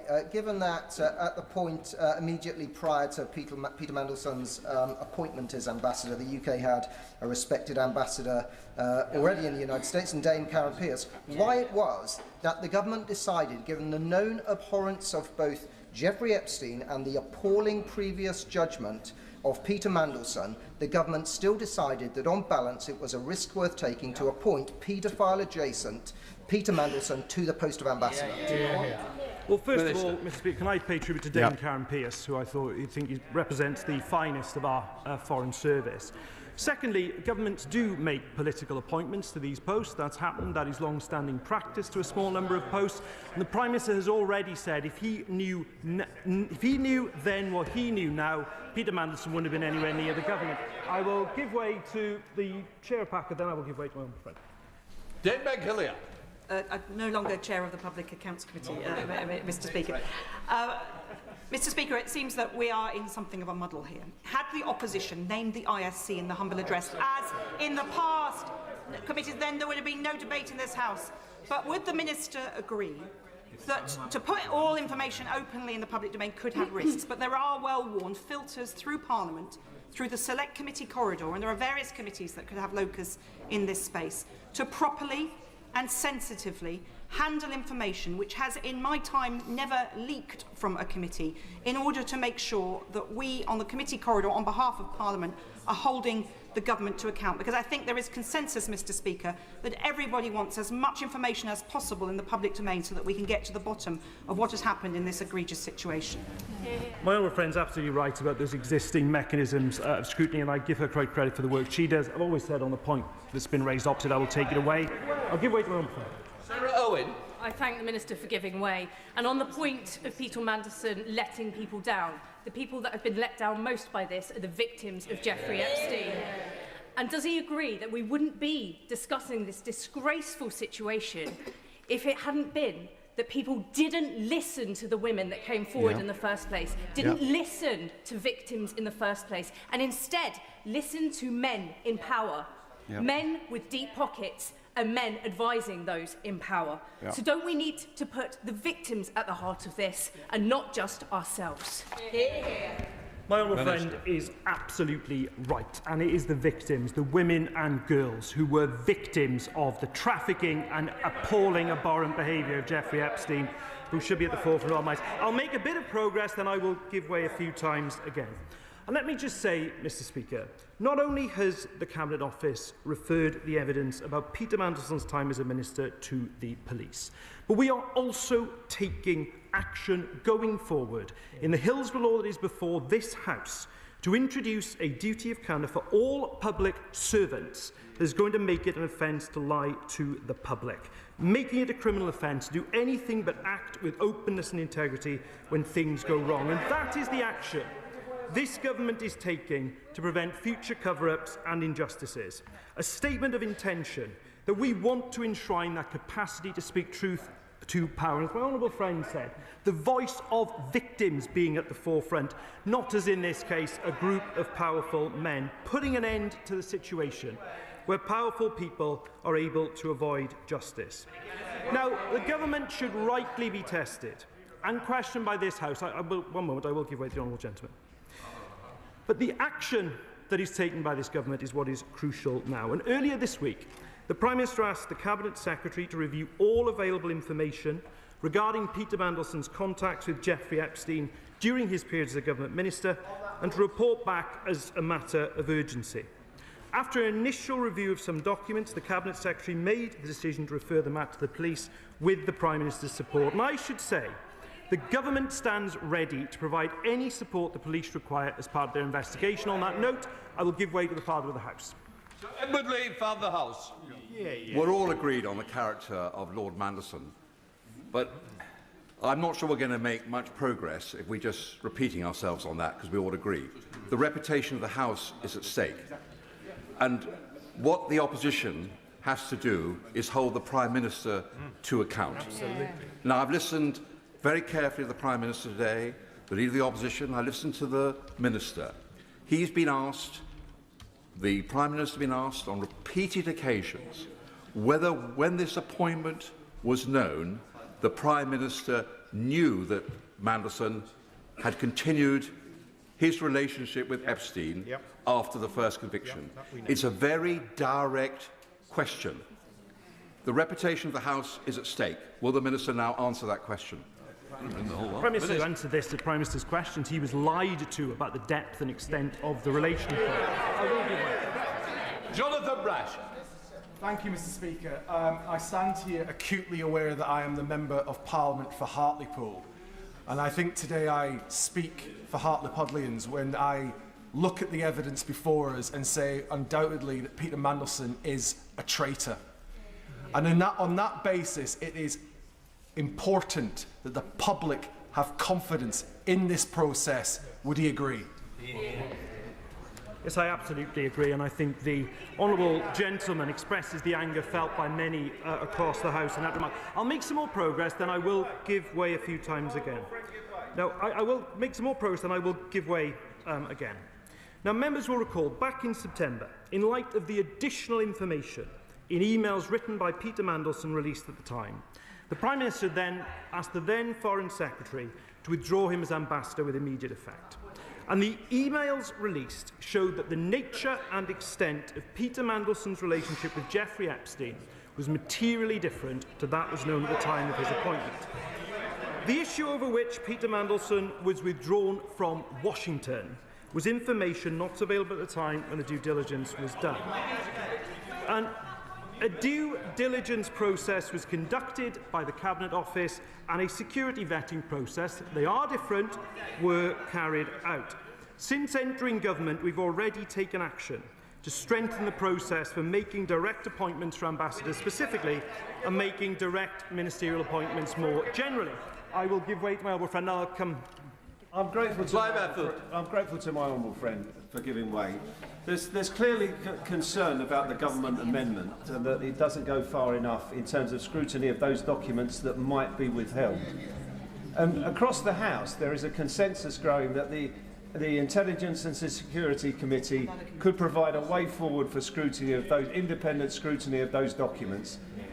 Is there a possibility that we could have a manuscript amendment to that effect that we can all join together and vote for, so that we can take this serious matter forward? I might be. Yeah. The manuscript amendment will be a matter for the Chair, and the Chair will be sympathetic to what the House will need to ensure that we get the best. Yes. Well, I hope, Mr. Speaker, that the House always takes me at my word when I say that I will take these matters away. So, the Cabinet Secretary will be taking independent advice on the decisions he is taking through this process. The Cabinet Secretary intends this to take two forms. Firstly, having the advice of an independent KC throughout the process, and secondly, scrutiny of the approach he is taking by the ISC. I hope that will give the House the reassurance that it needs. Now, let me come to. I will in a moment. Let me just make a bit more progress. I will give way again. Let me just take the opposition motion. And I have some experience in the past of drafting humble addresses on different matters in this House myself. Of course, there is an extensive nature to it. I think the House recognises that. It's imperative that the government protects sensitive information that could damage national security or relations with our international partners. I will give way to I thank the Minister for giving way, and I remember the humble addresses that were tabled in this place during those Brexit years. He will know that in opposition, we never felt the need to put national security or international relations on the face of the motion itself, because that was an implied protection. So can I ask the Minister two things? One, he's just said, quite helpfully, that the ISC will be involved in scrutinising the process. Does he mean the process that the Cabinet Secretary looks at documents, or will they themselves be able to see documents? And I think we all understand what he means by national security, but could he give a definition by what he means by international relations? Because that's quite a broad term. Having some clarity around that would be welcome. Minister. Yeah, I think my honourable friend has similar memories of that particular Parliament. But for example, on the motion on Lib Dem, for example, we included in the motion in a form which may contain redactions, but such redactions may be solely for the purposes of national security. So we did do that. And in terms of the humble addresses that I was involved in drafting, I was very, very precise about it. Before I come to the scope of the motion, I've got two. Yes. I'm extremely grateful to him for giving way, and I know the Minister takes the role of the ISC very seriously, and I appreciate that he is trying to help the House with what he's just said. However, he will appreciate the difficulty the House has is it needs to decide what to do in relation to the motion before it today. Yeah. Members on both sides will have to decide how they should cast their vote. Yeah. So although there is some reassurance in the Intelligence and Security Committee being involved with the Cabinet Secretary's process, that will not be possible before we have to reach a decision on this motion. Yeah. The principle here is surely this, that the whole House cannot see everything. I have sympathy with the Minister on this, both in relation to national security material and, rather more sympathy, I'm bound to say, than my colleague on the front bench in relation to material which may be sensitive relating to international relations. But following on from the comments that have been made on his own side, including from the Right Honourable Lady for Hackney and Shoreditch, isn't the answer here that the opposition front bench will accept that its motion will include the concept that if material is sensitive, it is supplied to the ISC only and not to the whole House, but that everything should be disclosed to the House either via that route or via a route to the whole House. Absolutely. Beyond the deadline to amend the motion, which is a familiar situation he and I have found himself in before, but what I just want to say very clearly, and I hope the House takes my previous answer on this as good faith, that I have... The deadline has passed for an amendment. Can you just can the Speaker just confirm what you've just said to the House, that you would be sympathetic to a manuscript motion that wouldn't be subject to that deadline? The Chair is able to select a manuscript amendment, and that will be a high bar, but there is a lot that we need to clear up, and I recognise that I think things can move forward, and I'm sure, just to let you know, the answer is yes, in a nutshell. But could I hope that the House takes in good faith what I have sought to do in the course of my speech, let alone the course of the debate. And I think that scrutiny of the process is very important. No. The scope of the motion could also include thousands of documents. It is obviously both in the national interest to protect national security, but also in the national interest to be transparent and act with urgency. I completely accept that. And it is important now we do take time and care balancing those elements. And look, to the government amendment, let me make some progress, I might come back. Look, that's why the government has tabled the amendment it has. For publication of documents unless they prejudice national security. And I know I've been asked a specific question about international relations. Because, of course, such documents might contain information about our relationship with our international allies, how we have approached them. That is obviously important for governments to keep, of course, confidential because it's in the national interest. There's also the issue that I am very conscious of not at all hiding behind the cloak of the Met Police investigation. I'm definitely not seeking to do that. But of course, we will also have to bear in mind documents that might prejudice that investigation, and that's something we will continue to speak to the Met about. Now, Mr. Speaker, we will, of course, do all we can to comply with the motion as amended, and we will also update the House accordingly.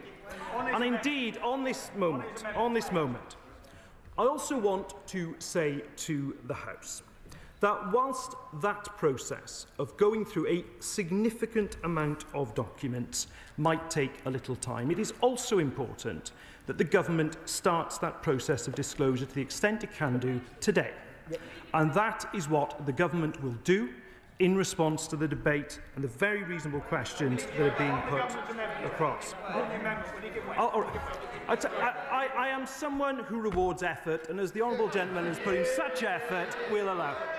Can I return the compliment by just saying to the Minister how much I admire his ability and generosity in giving way. I think he's doing an exceptional job.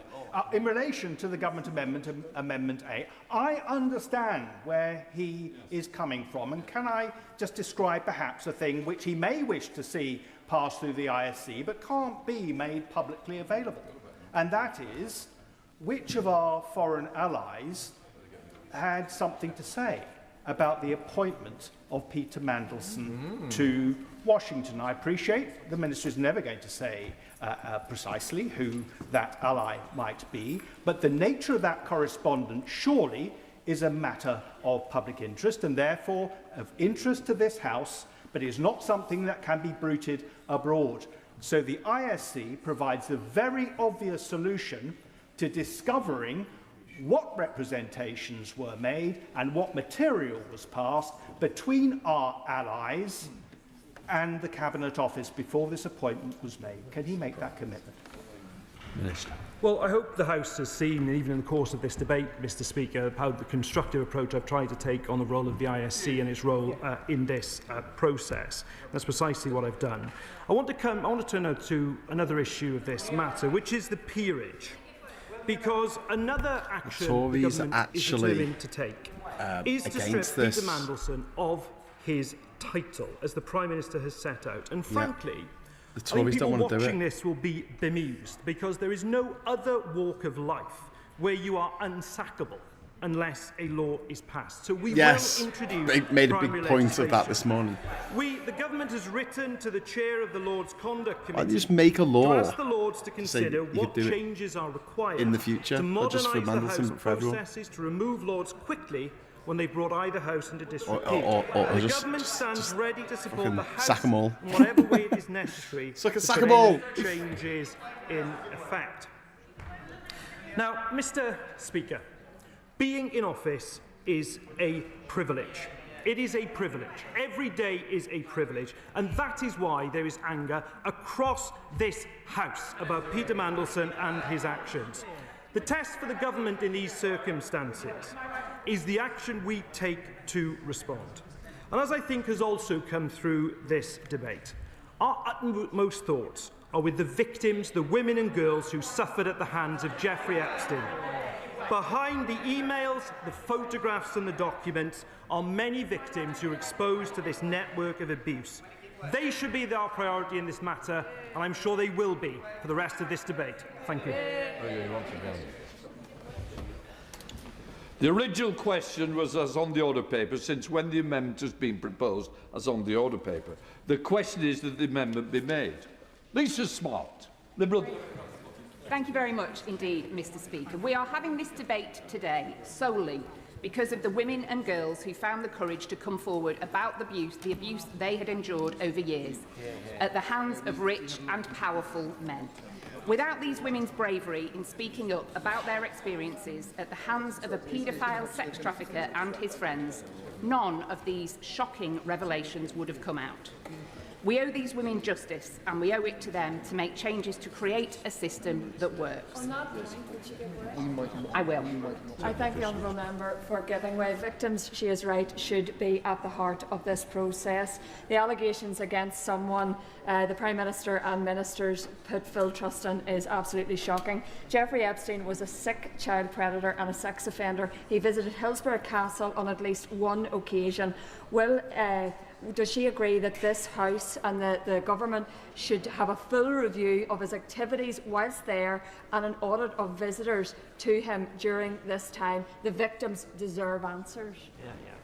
So I agree with the Honourable Lady's characterisation of some of the individuals we're talking about today. I think we will be supporting the Leader of the Opposition's motion to request the amount of information that is sought. And we would go further. We would look to a public inquiry to look at the detail that I think the victims deserve. The revelations about Peter Mandelson's conduct raise profoundly serious questions about judgement, about national security and about accountability. The leaked emails suggest that while serving as a Cabinet Minister, he shared sensitive government information, sharing details about the 2008 financial crisis, market-sensitive bailout measures, I hate the and way potential people are talking asset over her sales. here. These allegations So point to disrespectful. potential They do this for women, misconduct not in for public men. office, aimed at helping starts those speaking involved over her. enrich themselves. They certainly warrant the police investigation that was announced yesterday, but also reveal catastrophic failures in the systems meant to protect our national interest. The emails highlight a fundamental lack of accountability that exists within our current system. The Prime Minister has rightly called Peter Mandelson's conduct a betrayal. He submitted material to the police, requested draft legislation on removing peerages. These responses are necessary, but it has taken the government far too long to get to this position. Mandelson was appointed ambassador to the United States by this government and this Prime Minister, even after his links to Epstein had been extensively reported by the Financial Times and Channel 4 News. I will give way to my honourable friend. I thank my honourable friend for giving way. The Cabinet Secretary in evidence to the Foreign Affairs Committee after Mandelson had been withdrawn from Washington said that a summary of the developed vetting and conflict of interest report was given to the Prime Minister prior to Mandelson's appointment, something which the Prime Minister appeared to confirm at the dispatch box earlier. The government and the Prime Minister has repeatedly said that it was the extent of the relationship that changed and somehow altered the appropriateness of his appointment.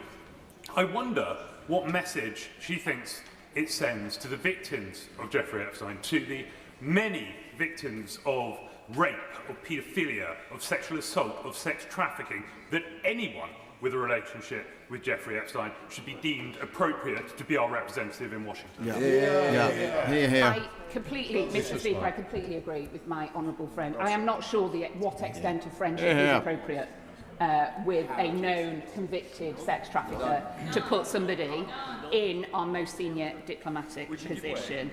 I will in a minute. I'll make a tiny bit more progress if I may.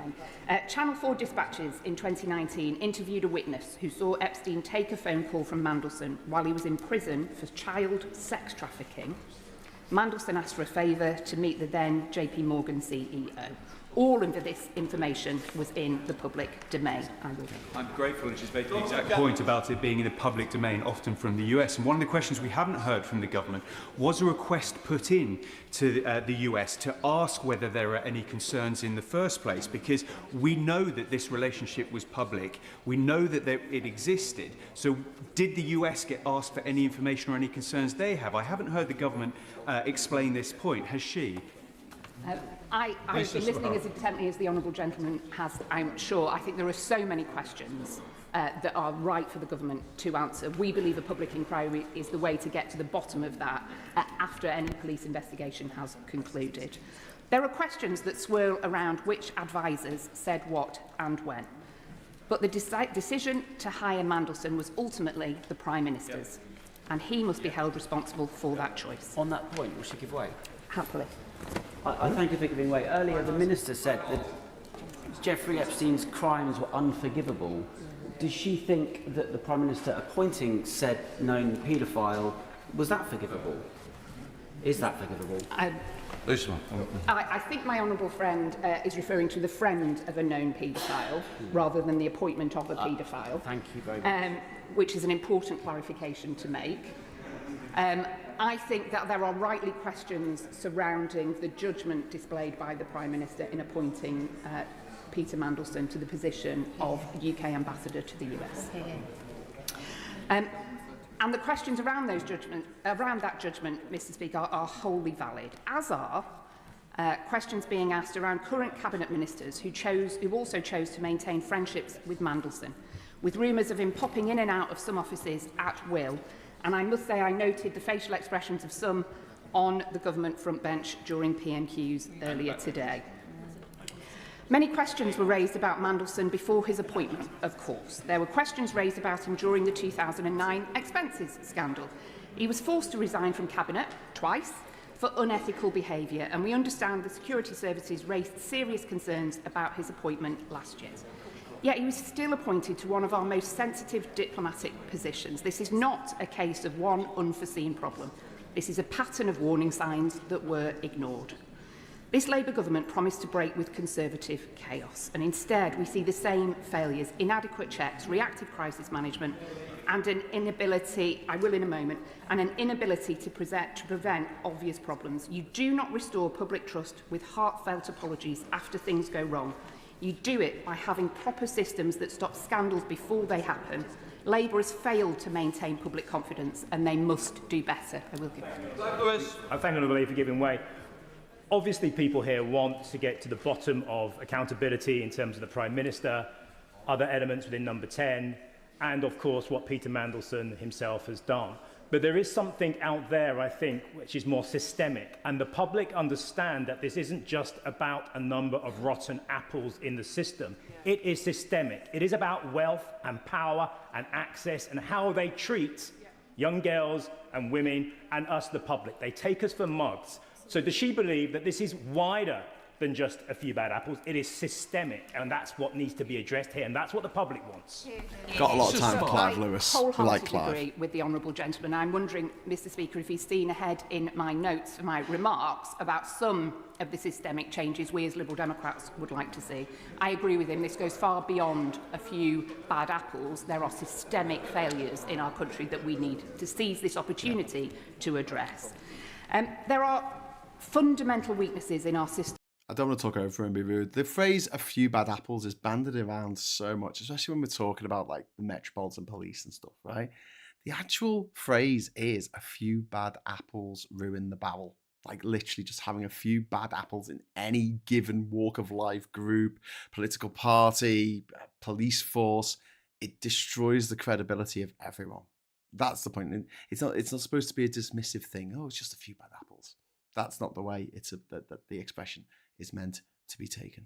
Of government, weaknesses that successive administrations have failed to address and which now further threaten public confidence. I'm going to take the urging of the Father of the House to focus on how we make progress from here. We must make reforms to the ministerial code, as it is clearly not functioning as it is. The code exists as a set of rules and principles, acting as guidance for ministers rather than having legal basis. Therefore, ministers who breach it face no legal consequences. When the ministerial code is investigated, even when this is done by independent advisers, the Prime Minister can decide whether to listen to the adviser or not, which means that accountability becomes almost meaningless. And I wonder if, in his winding up remarks, the Minister might consider this and using this troubling episode in our national story as a catalyst of bringing about the much-needed change by enshrining the ministerial code in law. Liberal Democrats believe that to go some way to restore vital public trust in our democracy, we also need to make fundamental reforms to this House and the other place. Members of the government clearly share this sentiment, as we've heard various ministers on the airwaves over the last couple of days saying that the government recognises the urgency of reforming the laws and may bring forward proposals at pace. I'd be grateful if the Minister could lay out further detail of their plans to legislate, especially given growing concern about public trust in our democratic institutions and the integrity of this Parliament. The government holds a substantial majority in this House, and we've seen that they're able to push through legislation rapidly. We saw this only last week with the medical training prioritisation bill, and the same process could be used to make urgent changes to the other place. Ministers need to set out the legal mechanisms available to suspend or remove a peer, the timetable for any planned legislation, the progress of cross-party discussions that have been mentioned in the press, and how confidence in the upper chamber will be restored. Because without clarification, uncertainty risks further eroding public confidence in Parliament and in our democratic institutions. To the specifics of the motion we're discussing today and the government amendment to it. We Liberal Democrats believe firmly that transparency is vital, and it is the very least the government can do to release the information requested, so we will be supporting the main motion. We would go further. We don't even know the full extent of the British establishment's involvement in Epstein's appalling crimes, or how many British girls and young women were trafficked by him. We are calling for a full public inquiry with the power to compel witnesses, both to get justice for the victims and to protect our national security. On that point, I will give way. I thank my honourable friend for giving way, and specifically on the information that's available. Does she share my discomfort with the fact that this information has only become clear for us, but this mass release of information from the Department of Justice in the United States? And whilst I understand the government's reluctance to release information that may well harm international affairs, that doesn't seem to be a concern of the US government. I'm grateful to my honourable friend, and I think the best disinfectant is often daylight. I am strongly in favour of transparency and welcome it, including the information that's being requested today. For giving way. I think her point about the wider establishment is important. Thank you, Mr. Speaker. Individuals like Sir Richard Branson, who were clearly offering to help Steve Epstein to launder his identity and his reputation by suggesting PR advice on how he might recover from his prosecution, and gentlemen like Bill Gates, whose wife has very bravely spoken out against one of the reasons why she left him due to his links to Epstein. How do we make sure that men like this, who continue to have extreme power, can face some sort of justice on this? Lisa Smart. She's entirely right to talk about some of the very well-known men, and it is men, wealthy, powerful, greedy men who we are talking about today, who should be held accountable for their actions. The transparency that is sought today is something I think we should all welcome and have in our minds the victims and survivors, and preventing future young girls and women from being victims and survivors of similar crimes. We should do all we can and take that responsibility that we have very seriously indeed. My right honourable friend, the member for Kingston and Surbiton, mentioned earlier in questions to the Prime Minister, and indeed the Shadow Minister mentioned from the dispatch box today, that the Polish government thinks Epstein may have been spying for Putin. The British public and Epstein's victims deserve to know if a UK Cabinet Minister was leaking secrets not only to a convicted paedophile and sex trafficker, but also a Russian agent. We Liberal Democrats recognise the vital importance of safeguarding national security and genuinely welcome the openness displayed by the Minister in looking at the ISC as a way of getting to the bottom of some of this that he expressed earlier. However, safeguards are already in place to protect national security. These include the National Security Act, which restricts the disclosure of information where this would harm the safety or interests of the UK. And in tabling the amendment they have, including international relations, as a reason to keep secret the information they have, the government is trying to wriggle out of their obligation to the truth. I mentioned and this. We will not support international relations, that could cover anything. It's an international case. I think transparency point is really important. Peter Mandelson was a Labour politician. This is a Labour government. It may be that Peter Mandelson was an isolated bad apple and really no one knew anything about anything that he was doing until this release of these documents last week. But the public will wonder and they will question, and if a Labour government covers up by being anything less than fully transparent, they'll wonder who they're covering up for and why. Lisa Smart. I think there have been a series of administrations who have not been as open as they might be, who've made poor choices about the behaviour of some of their members that have ended up in scandal and disgrace. And I completely agree if she's making a point that public trust in our institutions, public trust in our government is vital, and we must all take that very seriously. There is a sorry legacy of recent governments who have behaved less than impeccably in a number of ways. And I think using this whole sorry episode as a catalyst to bring about much needed change is something we would strongly support. Would you give way on this point? Would you give way? I will give way and then I will. Under Andrew Millis. Giving way. Now, the Prime Minister has said it's okay because the Cabinet Secretary is going to command this process. Does she agree with me that the Cabinet Secretary is a person of impeccable repute, but whatever he is, he can't be objective because he's been involved in this process. It is almost unfair to put this on him. So what mechanism can she devise that will deal with that, other than give the great bulk of this, because international relations is going to cover the great bulk of this, to the ISC? Well, he's clearly been reading Liberal Democrat press releases, Mr Speaker, because we believe a public inquiry is a far more effective way of getting to the bottom of this, and I'm delighted that he made that point. I said I'd go to the back and then I thank the member for giving way, and she's making some excellent Hello. comments. Would she agree with me opened up the that all emergency of the inquiry systems that have been discussed so far in this debate are actually influenced or participants in of people who've been within the golden circle of Peter Mandelson in the past? Don't we need something very novel and very different, such as an independent judge-led inquiry or judicially-led inquiry that examines the whole thing in the round in the way that perhaps the Chilcot inquiry looked into the Iraq War? Lisa Smart. I'm always delighted to get agreement from across the political spectrum, Mr Speaker, and I very much agree with the right honourable gentleman that an independent judge-led inquiry would be the right way to go. I'm grateful. And in terms of the shortcomings of what the Prime Minister proposed from the dispatch box at 12:30, the Cabinet Secretary told the Foreign Affairs Committee back in November on this very subject. The only information which was not already in the public domain at the time is a reference to official records which have since been disclosed. We've learned, obviously, this week that was not the case. And so the Cabinet Secretary is plainly not the right person to be leading this government investigation. Wouldn't she agree? So I think you makes the point extremely well. I believe that a public inquiry, a judge-led, an inquiry in the public, which could take evidence in camera as appropriate for national security would be the right way forwards, and I think I'd encourage the Minister to consider when he's winding up where we go from here, because transparency must be prioritised over the potential embarrassment any of these documents could cause, and surely those on the government benches must see that. The intentionally broad wording of the government amendment would permit the government to keep any correspondence hidden that they think might embarrass our government, our allies. This means Trump and his cronies. Or that might paint the Prime Minister somehow as weak. Surely a relevant factor when considering international relations. It must not be allowed to do so, and we will be voting against the pretty shameless government amendment.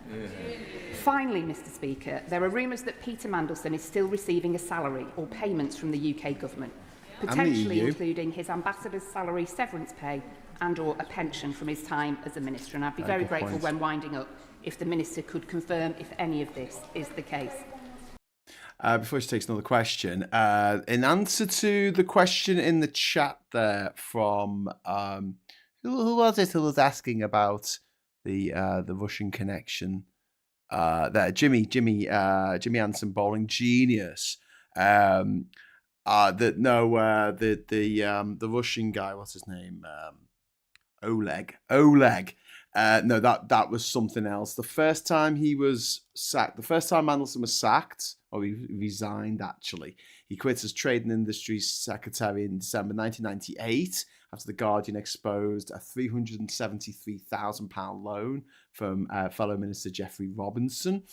And then the second time he resigned, he was the Secretary of State for Northern Ireland. This was in January 2001, and he was summoned to Number 10 to explain his involvement the passport application with Indian tycoon Shrikant Hinduja. Passport for favours. So that was the second reason. And now he's been fired again for being the ambassador to the US. He's been fired again as a Labour MP, and he's about to be fired for being a Lord. I will one last time. How many times can one man be fired? Thank the Honourable Lady for raising this, because Fire I him out of a wrote to cannon. the Cabinet Secretary on the 5th of December asking when Peter Mandelson's pay stopped, how much the severance payment was, and whether taxpayers had to foot the bill for it. Despite that being well over 2 months ago, I have had no response. So how can we have any confidence, does the Honourable Lady think, that this investigation will be done properly when the Cabinet Secretary won't even answer basic questions on how Mandelson was paid and how much it cost us all? I agree strongly with the Honourable Lady, and I think that transparency is what the public deserves, and it's what we in this House demand. This whole sorry tale is about more than the failures, greed and corruption of one man, or even whole swathes of rich, powerful men who conspired to abuse their wealth and power over many years. It is about judgement, and it's also about a system that has long been not fit for purpose, and an establishment that wants to keep things just the way they are because that suits their needs. We should use this shocking situation to bring about the changes our country needs, that trust in politics demands, and that those brave women who spoke out deserve. Here we are. Dame Emily Thornbury. Thank you very much, Mr. Speaker. I'd like to start by acknowledging the victims of Epstein and the powerful men around him, vulnerable, abused women and girls who were sold and traded. And since the publication of Epstein's papers, we've learnt so much more. I just, Mr. Speaker, want to read one email. From Jeffrey Epstein to Peter Mandelson, dated the 28th of October 2009. And it says this: New York, Brown, Cuban-American, have you made any decisions? Peter Mandelson answers a few minutes later, why are you awake? These questions are all related. Desp for QAM, but can only get to New York at a time when people feel, gee, this may be Gordon Brown, won't have some sort of breakdown. Still working on it, therefore. There are so many questions about She's that. always hated One of the Mandelson. Emily Thornbury. suggested answers might be that it's not just young women. Yes, I can. Chair of the Foreign Affairs. Thank you, Mr. Speaker. Does the Chair of the Foreign Affairs Select Committee regret describing the appointment of Peter Mandelson as inspired? And did she know his ongoing relationship with Epstein prior to his appointment? I will come to that because it's important, and it's important to put it in the context. So let me just move on. So since then, we've seen not just that, but we've also seen treachery of the worst kind. And the question is, how did we get here that a man like that became ambassador to the United States from Britain? And I think that we have to begin by bringing ourselves back to when Donald Trump was elected and how challenging that was and how difficult it was to know what the best choice was when it came to who the ambassador to the United States ought to be. There was a choice. We could have continued with the ambassador who was already there, a woman called Karen Pierce. She'd been invited to Mar-a-Lago many times. She had connections in with Donald Trump's circle. She was an older woman, a powerhouse. She's great at making friends. She wears mad shoes. And she's one of a generation of senior, older women who, too many of whom are no longer in the Foreign Office and have been replaced by boys.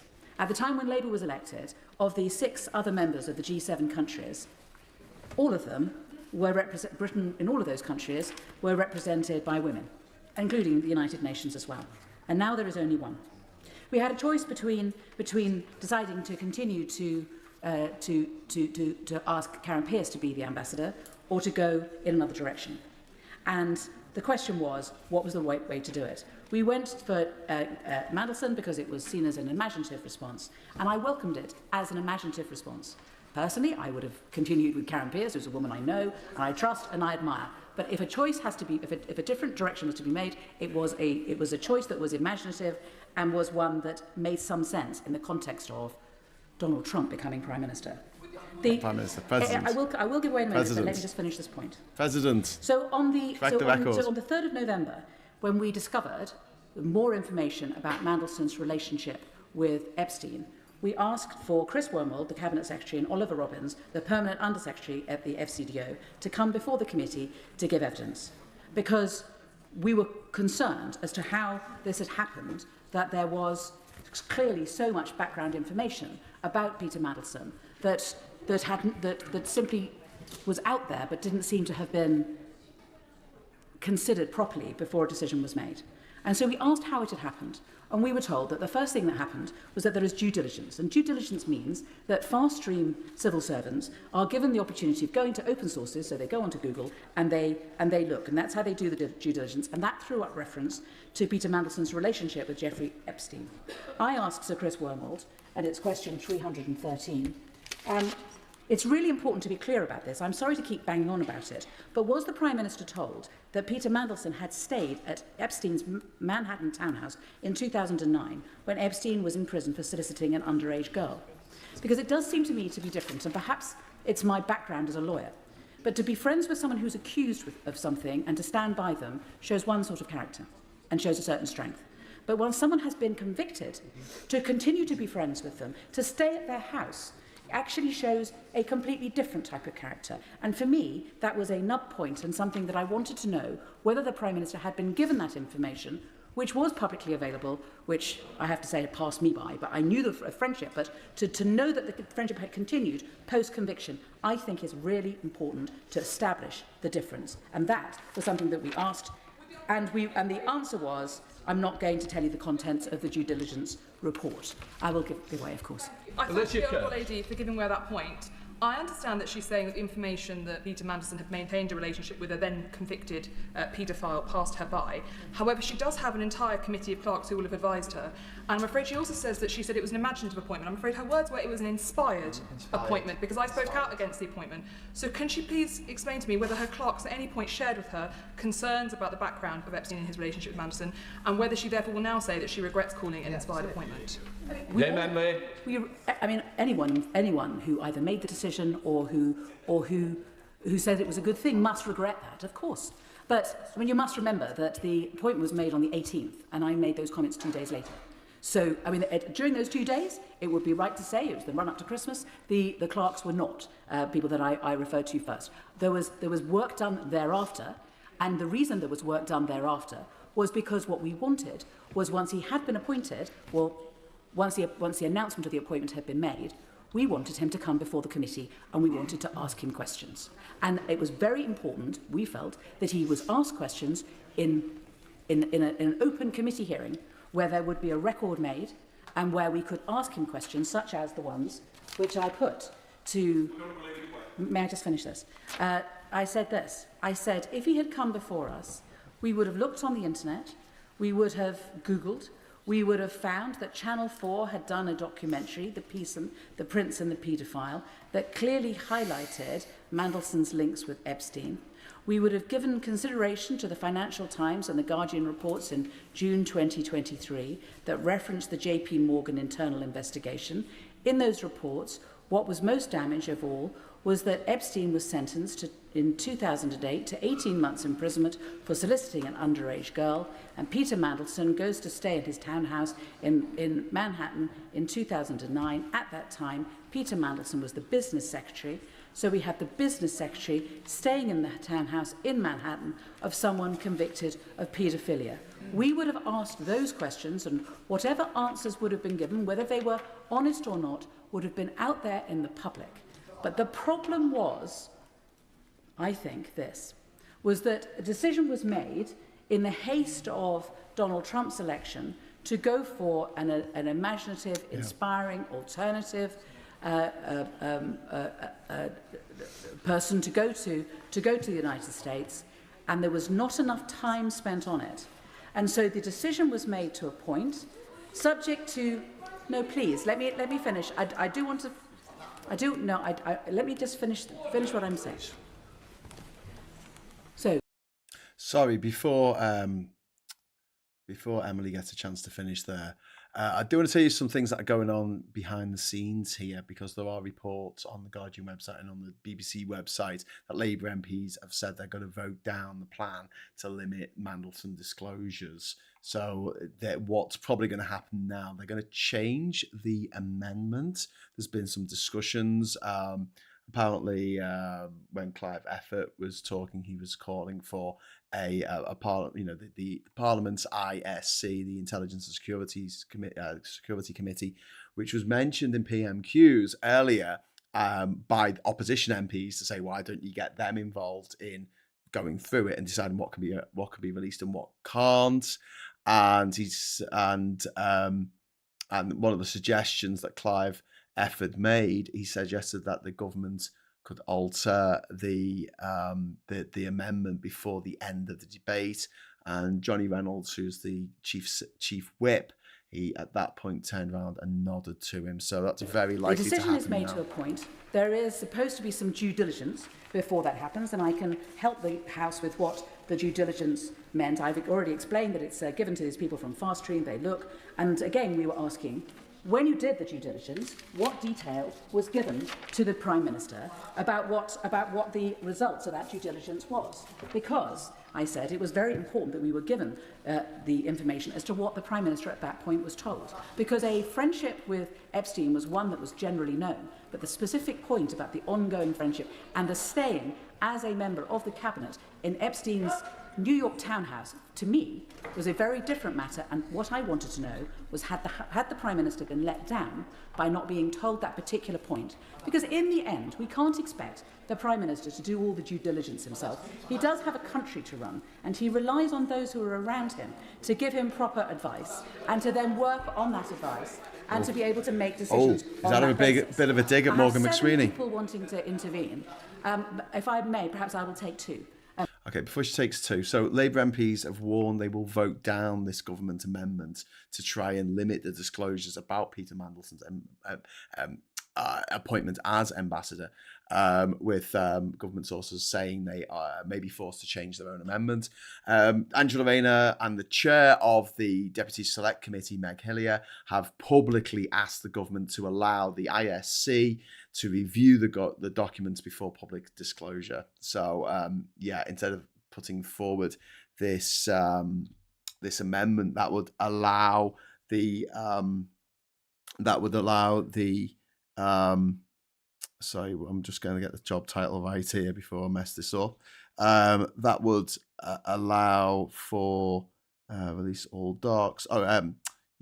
For the Cabinet Secretary. That would allow the Cabinet Secretary to decide what is released and what isn't, and Cabinet Secretary would take out anything that would be national security, international relations, or anything that was that was pertaining to what the Met Police were up to in their investigation. That was shouted, not shouted down, but that was mocked a bit by Kemi Badenoch, who said that having the Cabinet Secretary decide, even though the Cabinet Secretary is apolitical, it doesn't mean they're independent, and it'd be better for the ISC to look at these papers and decide what gets published and what doesn't. And now it looks like there's a lot of Labour MPs and backbenchers who are furious at this situation, by the way, who are going to go along with that. So we'll go back to Emily. I will take this one. I'm most grateful, Honourable Lady, giving way. This whole debate is centred around the judgement and the trust in the judgement of our Prime Minister of this United Kingdom when he decided to appoint the monster, when he decided to appoint Mandelson as US ambassador. And yet the Honourable Lady has just confirmed that the Cabinet Secretary refused to answer questions about vetting when the Prime Minister is asking us to trust the Cabinet Secretary to make decisions about the release of documents and information. So does the Honourable Lady agree with me that it must be right that the Intelligence and Security committee makes those decisions, as opposed to a cabinet secretary within whom we no longer can have trust. Nathan Gill. Again, for the record, I asked the Nathan Gill why he wasn't prepared to give this to us, and he said 2 reasons. First of all, because he felt that he had a duty of care to the candidate, and the second was because he was not going to give information of the advice that he was giving to number 10 and put that into the public realm. So they were the 2 reasons that he gave. I think that the proposed amendment is one which has a great deal of sense, and I hope that we can see a lot of bustling around going on in the background of the chamber at the moment, and let's see what comes from that. I will take one other intervention. Right Honourable Lady for giving way. She's making strong and clear points about the relationship between Epstein and Mandelson. The Prime Minister was clear at Prime Minister's questions that he knew that the relationship was ongoing, and he knew that at the time he appointed him. What sort of ongoing relationship with an unrelated convicted paedophile is acceptable to the Honourable Lady for someone who is out to represent our country on the world stage? I think I've made clear that for me, there is a difference between being a friend of someone who is accused of something and then putting distance between yourself and that person if they are then convicted. I think that a decision should be made at that point, and that goes to, I think, a matter of conscience and the right way to proceed. That's my view. If I may make some progress, and I won't take any more interventions. So I've got to the point of I've explained what we were told about due diligence and how that happened. And then normally what would happen is that there is then an interview, and it's done with a panel. And so questions that would have arisen during due diligence would be put to the candidate during that interview. And that didn't happen in this case because it was a political appointment. And so if anyone had any concerns about Peter Mandelson and his background and any of the things that people are now concerned about, it would not have been formally put to him during any form of interview process where there were minutes taken and where we could now look at what the conversations were.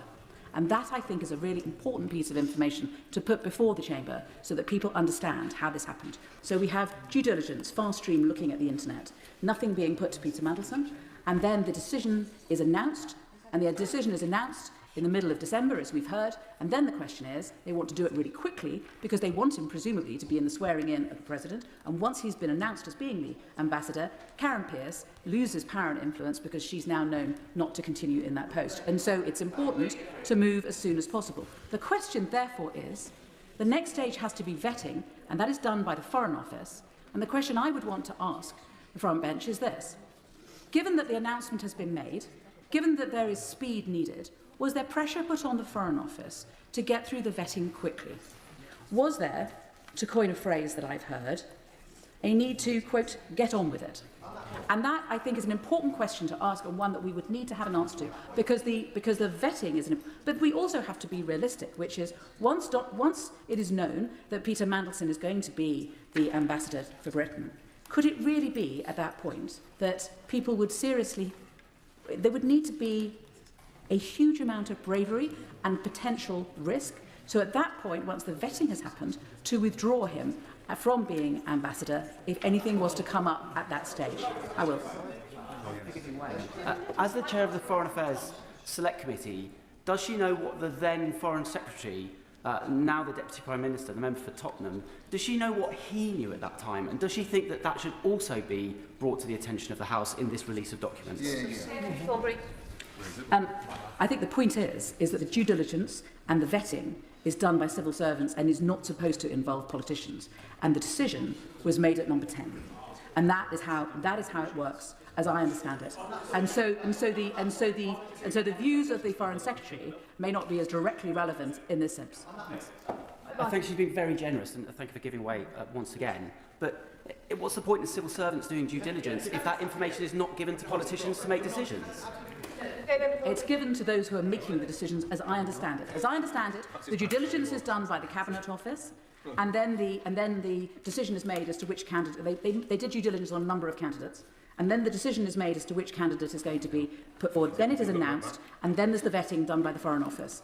And then that information is then handed back. And I believe that's the process. I think it's important, just for clarity, that people know that is what the process is. Because if we are about to get a large amount of information, it's important to have an understanding of how it worked. I'll give... Yes. I'm very grateful to the Chairman of the Committee. She's right in that perspective. I could just quote from a letter to my committee from the Cabinet Secretary. Due diligence is generally carried out by the appointing Minister's Department. In this case, it was carried out by the Cabinet Office on behalf of number 10.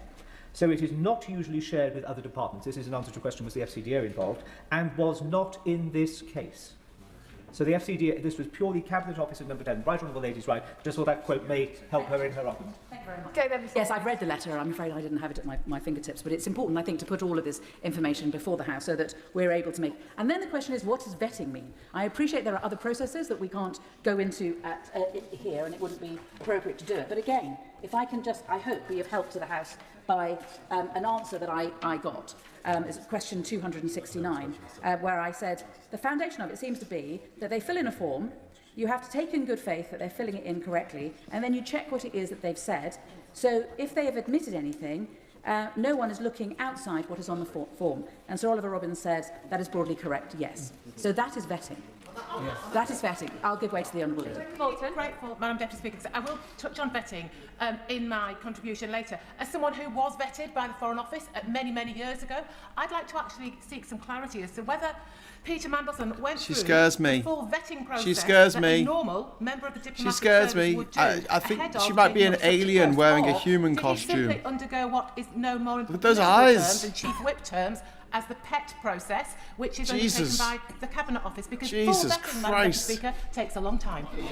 Yeah, that's outside Modo at 2 a.m. eyes then, isn't it? Obviously, I don't know. She's out for a all fight. I can do to help the House is all I can do to help the House is point out when the announcement was made of Lord Mandelson to be the ambassador, which was in mid-December, and when it was that he began to take the post up, and the pressure that was being put on in order to make sure that we were all clear that that's what he was going to be the ambassador in time for the swearing in of the president a month later.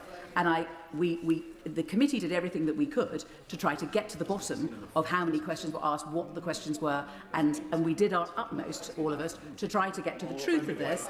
But I think to say, if you read the transcript, that we were mandarined would be I'll give way. I appreciate the explanation this is given to the process, because I think for many people outside of it, we do wonder what information is shared and what process has gone through. But it would be hard to believe that the information held by the Department for Justice in the US wasn't shared with our security services, and that wouldn't have been disclosed in a process for a post of this nature with a security clearance that would be required. On that basis, and to eliminate any accusation of cover-up or conspiracy, isn't the right path to have the Intelligence and Security Committee look at this and fin the evidence that is then coming forward? For the member response, we've got a very healthy number of members wishing to contribute. So can we make sure interventions are short? And I assume, Dame Emily Small, we're going to come to your conclusion shortly. Mark. So I hope that I think I'm going to leave it after Emily sits down. The attempts that the Foreign Affairs Committee have made, and I think the most important thing is that we asked several times. We asked in straight away in January. We asked in February. We asked many times to have the Lord Mandelson in front of the committee, because we would have been able to ask those questions. And I do think that we perhaps would not be in the mess that we are in now if the Foreign Affairs Committee had been able to do its job properly. And we expect that the next political appointment, if there is one, will be put before the committee so that we are able to ask questions in a way that is not necessary for appointments for people within the Foreign Office. But if you want to put an additional person in who is a politician, politicians should be asking questions on the record so that we know what it is that we're getting and what contribution they can make and the risks that are being taken. We would have asked about Epstein, we would have asked about loans, and the answers, truthful or not, would have been on the record.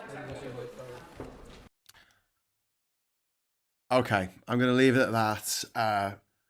So the discussion here is about whether it's a humble address, which is a way of an opposition putting in a motion for the government to disclose articles like documents, evidence, turnover evidence, etc. The Labour government we're going to put in an amendment to say that before they released anything to do with the appointment, this is all to do with the appointment of Peter Mandelson, and the as the ambassador to the US. And they're just saying thanks, Graham. Yeah, just let's leave that now. And what they wanted to do is get the cabinet secretary to have a look at it and take out anything that was national security, international relations, or anything to do with the Met Police investigation into Mandelson. And obviously, the opposition party is like, why do you need to take that all out? Just fucking publish it. I mean, it was just a job fucking decision, wasn't it? Now, I can see slightly where the front bench of Labour have got cold feet here, because some stuff might come out about Trump, and we don't want to upset him because he can do terrible things like the little boy in the Twilight Zone episode, It's a Good Life, Anthony. That was a good thing you did, Anthony. That's a good thing you did. But yeah, at the same time, a lot of Labour backbenchers and even some ministers in Labour are just like, what the hell? Just fucking release it, run it through the Intelligence and Security Committee in Parliament. They're a cross-party committee. They can have a look at what's there, and they can decide if there's anything that's national security or anything that might upset the Trump one, or it might impede the Metropolitan Police's investigation, and let them make the judgment. And I think that's something that was something that Kemi Badenoch put across in her 6th question today. And obviously the Labour MPs have agreed. Well, not all of them, but some of them have agreed with her. And it looks like they're pushing for the Labour not to put this amendment in, because they're not going to vote for this amendment for the Cabinet Secretary to decide what goes in and what goes out. So that's I know you've sat there for an hour going, why we listen to people wibble on, but I thought it was quite interesting, especially when it came to sort of Emily Thornberry explaining why she said that the appointment of Mandelson was inspired, which, I mean, come on. It was a stupid thing to say. Labour are not going to come out of this with anything but egg all over their face. I really believe that right now. And I do think that at least one head needs to roll right now. Right now. The longer they take to rip off the Band-Aid, the more it's going to hurt. The more it's going to... It's just as simple as that. Morgan McSweeney. He's got to go. I'd be very surprised if he's still in his position by the end of the week. Depending on what comes out in this after this humble address has forced these documents to light, because if the government give these up, they will go into the public domain. Person in here, thanks Graham, thanks chat. These things are always deary and grim. Thanks for making it bearable. Oh, thank you. He's going to find something to be upset about. Don't. And then redactions. And he said, well, I mean, it will be cross-party. It will be a cross-party decision in the Intelligence and Security Committee, which is a committee of Parliament. The MPs decided, okay, we can have this, can't have that. Be a meeting behind closed doors. It's not going to be one that's got the press in, the news, the TV cameras, and they all decide what is fair enough to be released. And this could be very, very dangerous for Keir Starmer, because,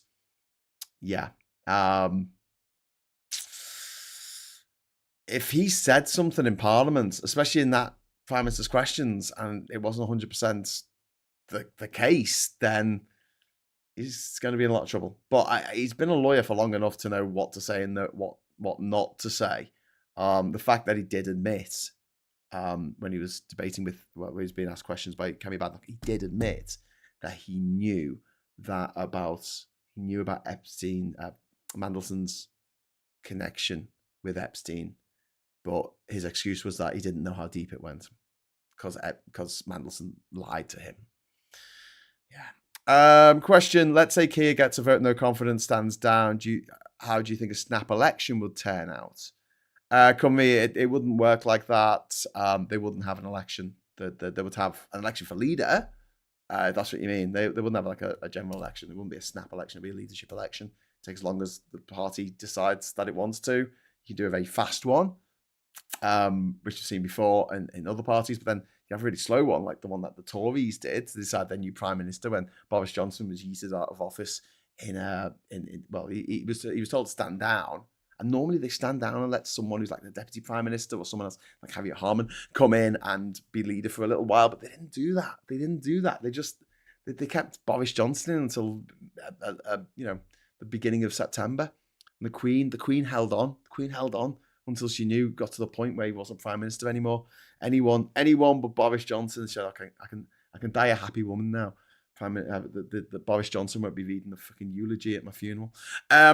So yeah, it can take a long time. I think that a leadership election right now isn't too helpful for Labour. I would like to see getting rid of McSweeney, saying, look, we're going to start a bit fresh now, but knowing that Keir Starmer is still he's not going to lead Labour into the next election. I guarantee he's not going to lead Labour into the next election with the opinion polls being what they are, unless he pulls something miraculous out of his arse, which I don't think he can.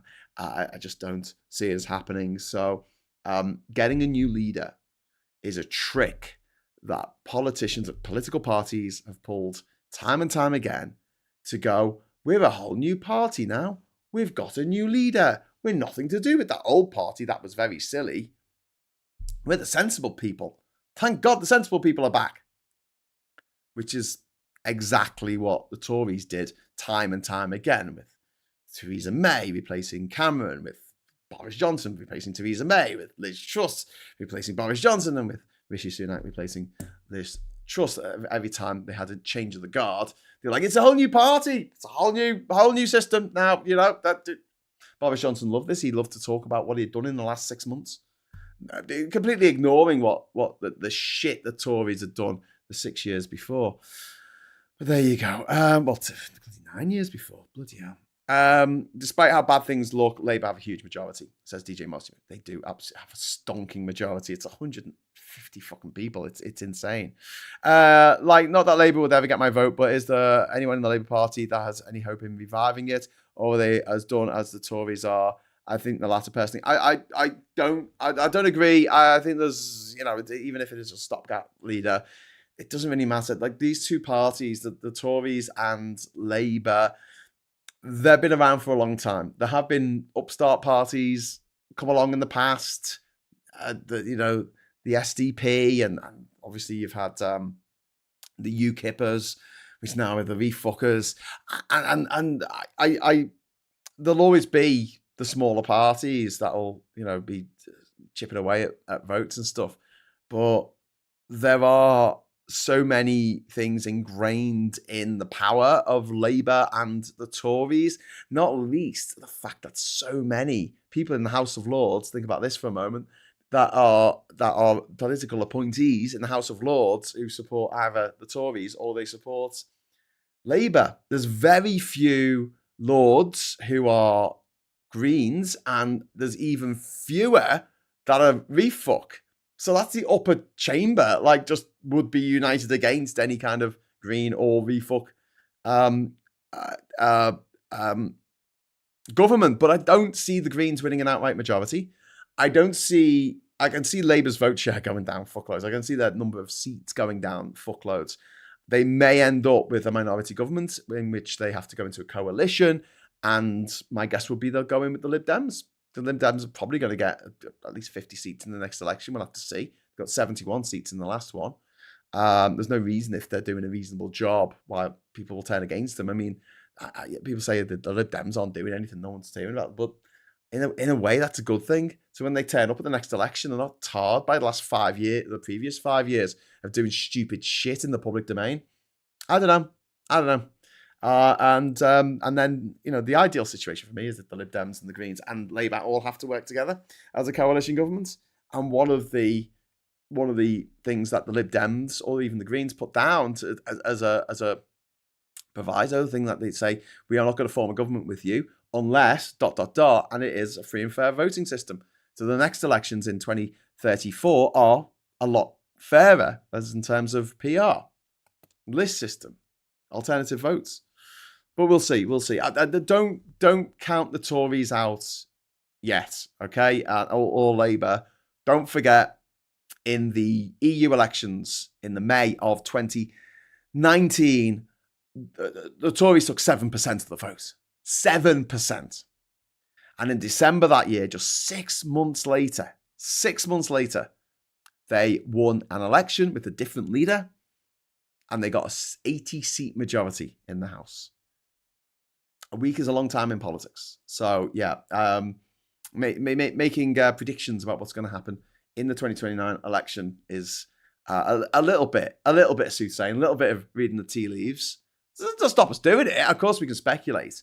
But I think the most important thing that we can do is make sure that everyone knows just how vile and toxic and horrific a government led by refuck would be. Trump 2.0.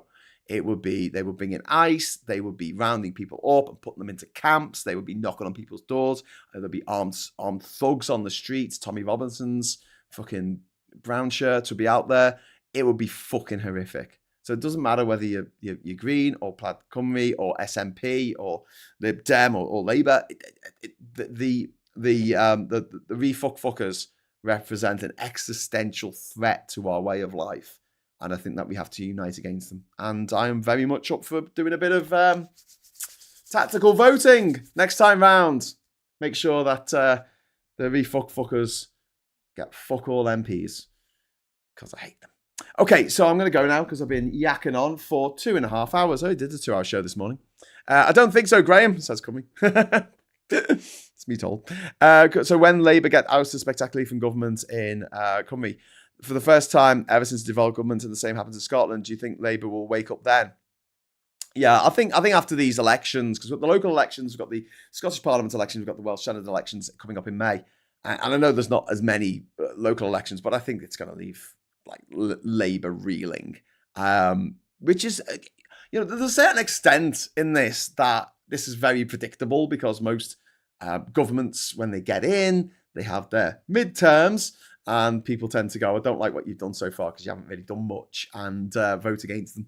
And the people who would naturally vote for them stay at home because fuck them. They haven't done the things I wanted them to do. And I voted for them last time and they did fuck all. So, but my only proviso on all this is just don't count out the older parties on the idea that refucking Greens are going to be, in 10 years' time, it's all going to be refucking Greens and the Tories are going to be, gone forever. And so are Labour. I really, there are people who are like in families where they're, third, fourth, fifth generation Labour voters, and they don't pay much attention to politics, and they will go out and they will vote for the party that they've always voted for, no matter what.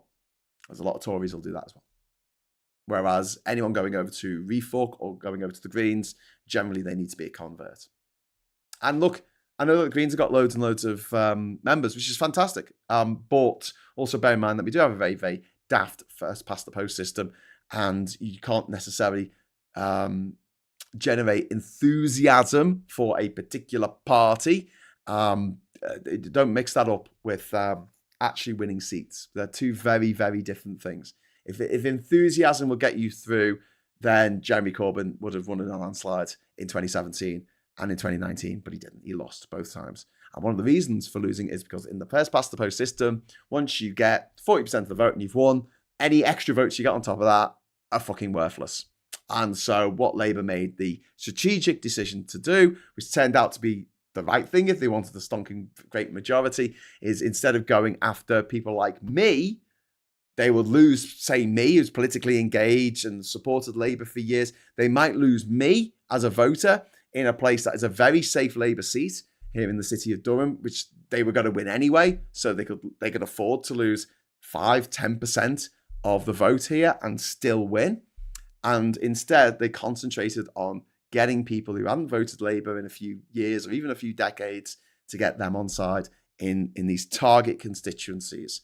And it was quite a surgical move by Labour. And let's not forget, I don't give too much credit because obviously the Tories are fucking terrible and people wanted rid. And I don't think if it hadn't been for the campaign to just stop the Tories.vote and the tactical voting campaigns, I don't think that Labour would have won such a big majority. I still think they would have won. I don't think that the Lib Dems would have won 71 seats. I don't think the Tories would have been crushed down to 121 seats. They probably would go about 170 or something like that. But so tactical voting did make a difference, absolutely. But I don't think for a moment that that Labour making the decision to lose, to piss off some of their core voters, a lot of people who came over to Labour when Corbyn was leader of the party. I think that was a strategic decision because they said, look, it doesn't matter if we get 100% of votes in one constituency in Liverpool where everyone loves us, if that means that we only get one seat in Parliament. It's better that we get 40% or 33% and still win, because of the first past the post system, in that constituency. And we can fuck off a bunch of people and really upset them and really annoy them. But by upsetting them, we get all these other people on board across Middle England. And unless Labour want to be a party that is only voted for by woke lefties in inner city areas, that would be, great, except they just wouldn't win enough seats to win an election. And I feel like the Greens might come up against that. And I think also that refuck definitely will. Because that is an issue. You'll have people who are very, very, refuck, we fucking love them, they're the best. Well, yeah, but they're all concentrated in certain areas and not spread out. And there are 50% of people, around 50% of people, who will go out and actively vote against refuck. Then that gives me a bit of hope. But like I say, at the moment, the elections are years away, 3 years away at least. It's like reading tea leaves. Honestly, the split is extremely scary right now, says Grimfang. I think Labour's economic policies projects are good, and we need them to continue. If Labour doesn't win or maintain part in the coalition, this country is over. Yeah, Grim, I agree. There is a lot of good stuff that Labour are doing, but it's being overshadowed by the stupid shit they're doing. Their fucking shit comes, the fact that they keep changing their minds, announcing things, and then 2 weeks later going, oh, actually, we're only joking. Stop doing that. It makes you look indecisive. It makes you look weak. And what people want more than anything, I think, is just someone to tell them, like, it's going to be okay. It's going to be. They don't want people, fucking Starmer and Reeves when they first got in 2024, and they were like, oh, everything's awful. We're all fucked. I don't want that. I want someone to tell me it's going to be okay. I know, I'm mad into me politics and stuff, but I still want me tummy rubbed now and again. I still want a bit of soothing words from people in charge to tell me it's all going to be really terrible for the rest of the time. But with Starmer and Rachel Reeves, it's going to be awful. Oh, yeah, the economy's fucked and we're all going to die. Yeah, didn't need that. Didn't want that. But, I'm an eternal optimist, and I just hope that Labour get their shit together. I think a big part of that is, first of all, get rid of McSweeney, then swap out Starmer. Yep, he could be a very good Deputy Prime Minister. He could be a very good Attorney General. It's up to them. But, keep him in the government. I think he's a decent guy at, operational side of things. But stick him in front of a camera, he's got no charisma. He's got no pizzazz, He's got no riz. Guy's got no riz, baby. Guy's got no riz.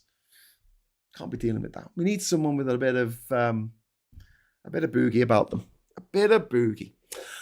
Also, someone who doesn't announce things and then fucking goes back on them a few weeks later. Because all the Labour MPs are pissed off about this. They feel like they're getting marched up to the top of the hill and then just getting fucking left there. This is the hill. I will die. Well, I don't want to die on this hill. Oh, is everyone gone? All right, just let me hear. Thanks for that. Anyway, so I'm going to head off now. So thank you very much for watching. I'll be back at 6 o'clock. I might have a bit of a sleep, actually. I didn't sleep last night. Knackered I am. Not that you'll be able to tell, because quite energetic. Have you noticed?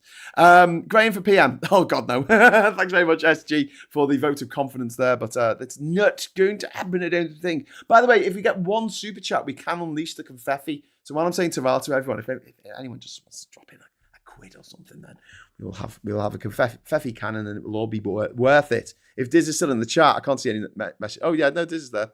My mind is blown that Tice asked a helpful question. Yeah, he did actually, and he brought up the ISC as well, the Intelligence and Security Committee.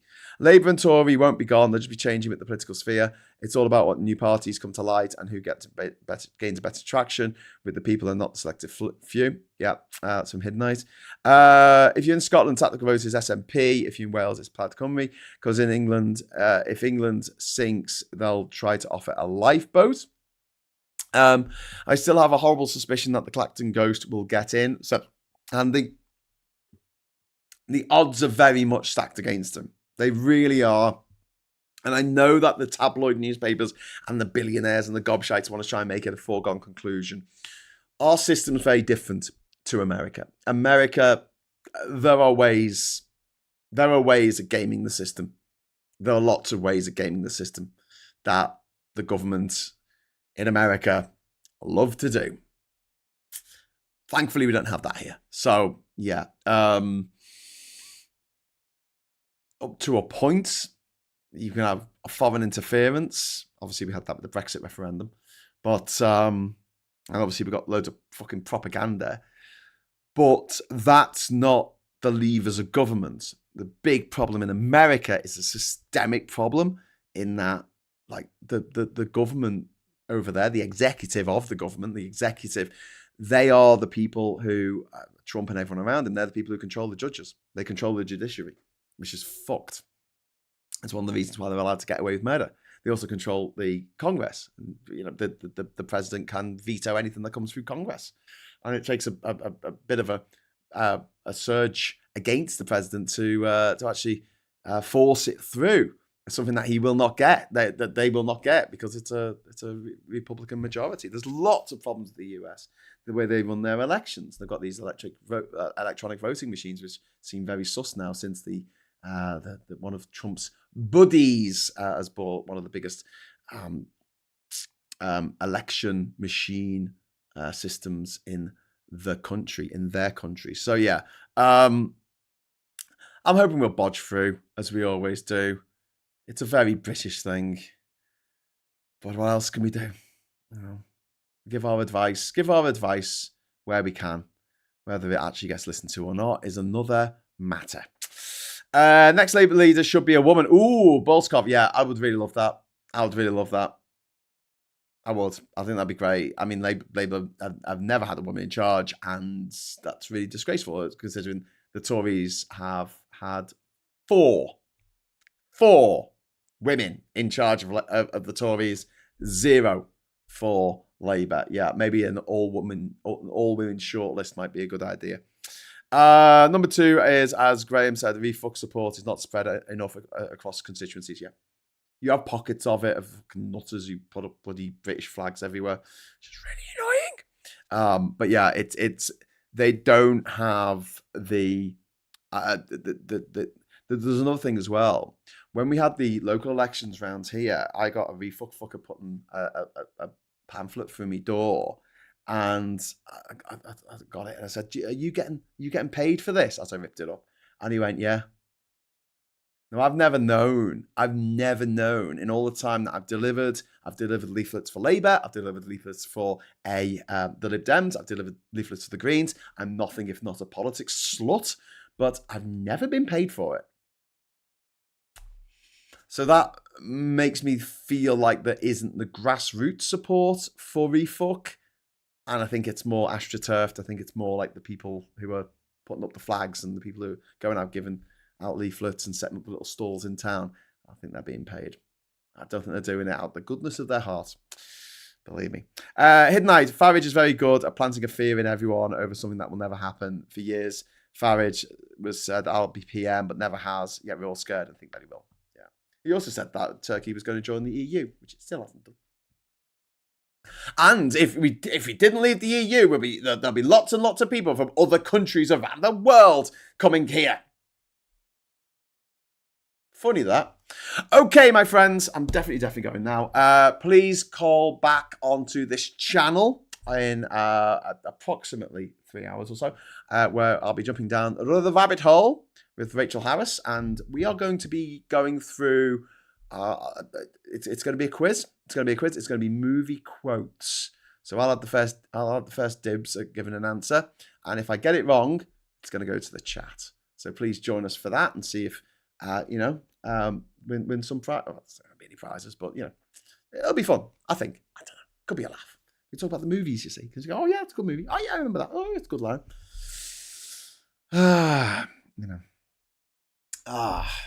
As Jean-Luc Picard once said to Magneto, "Use the Force, Gandalf." Until next time, thanks very much for watching. Give us a like on the way out. We can at least get a like on the board today, because we like a like. And until I see you again, I'll say thanks for watching. Hello, good evening, welcome, and bye-bye.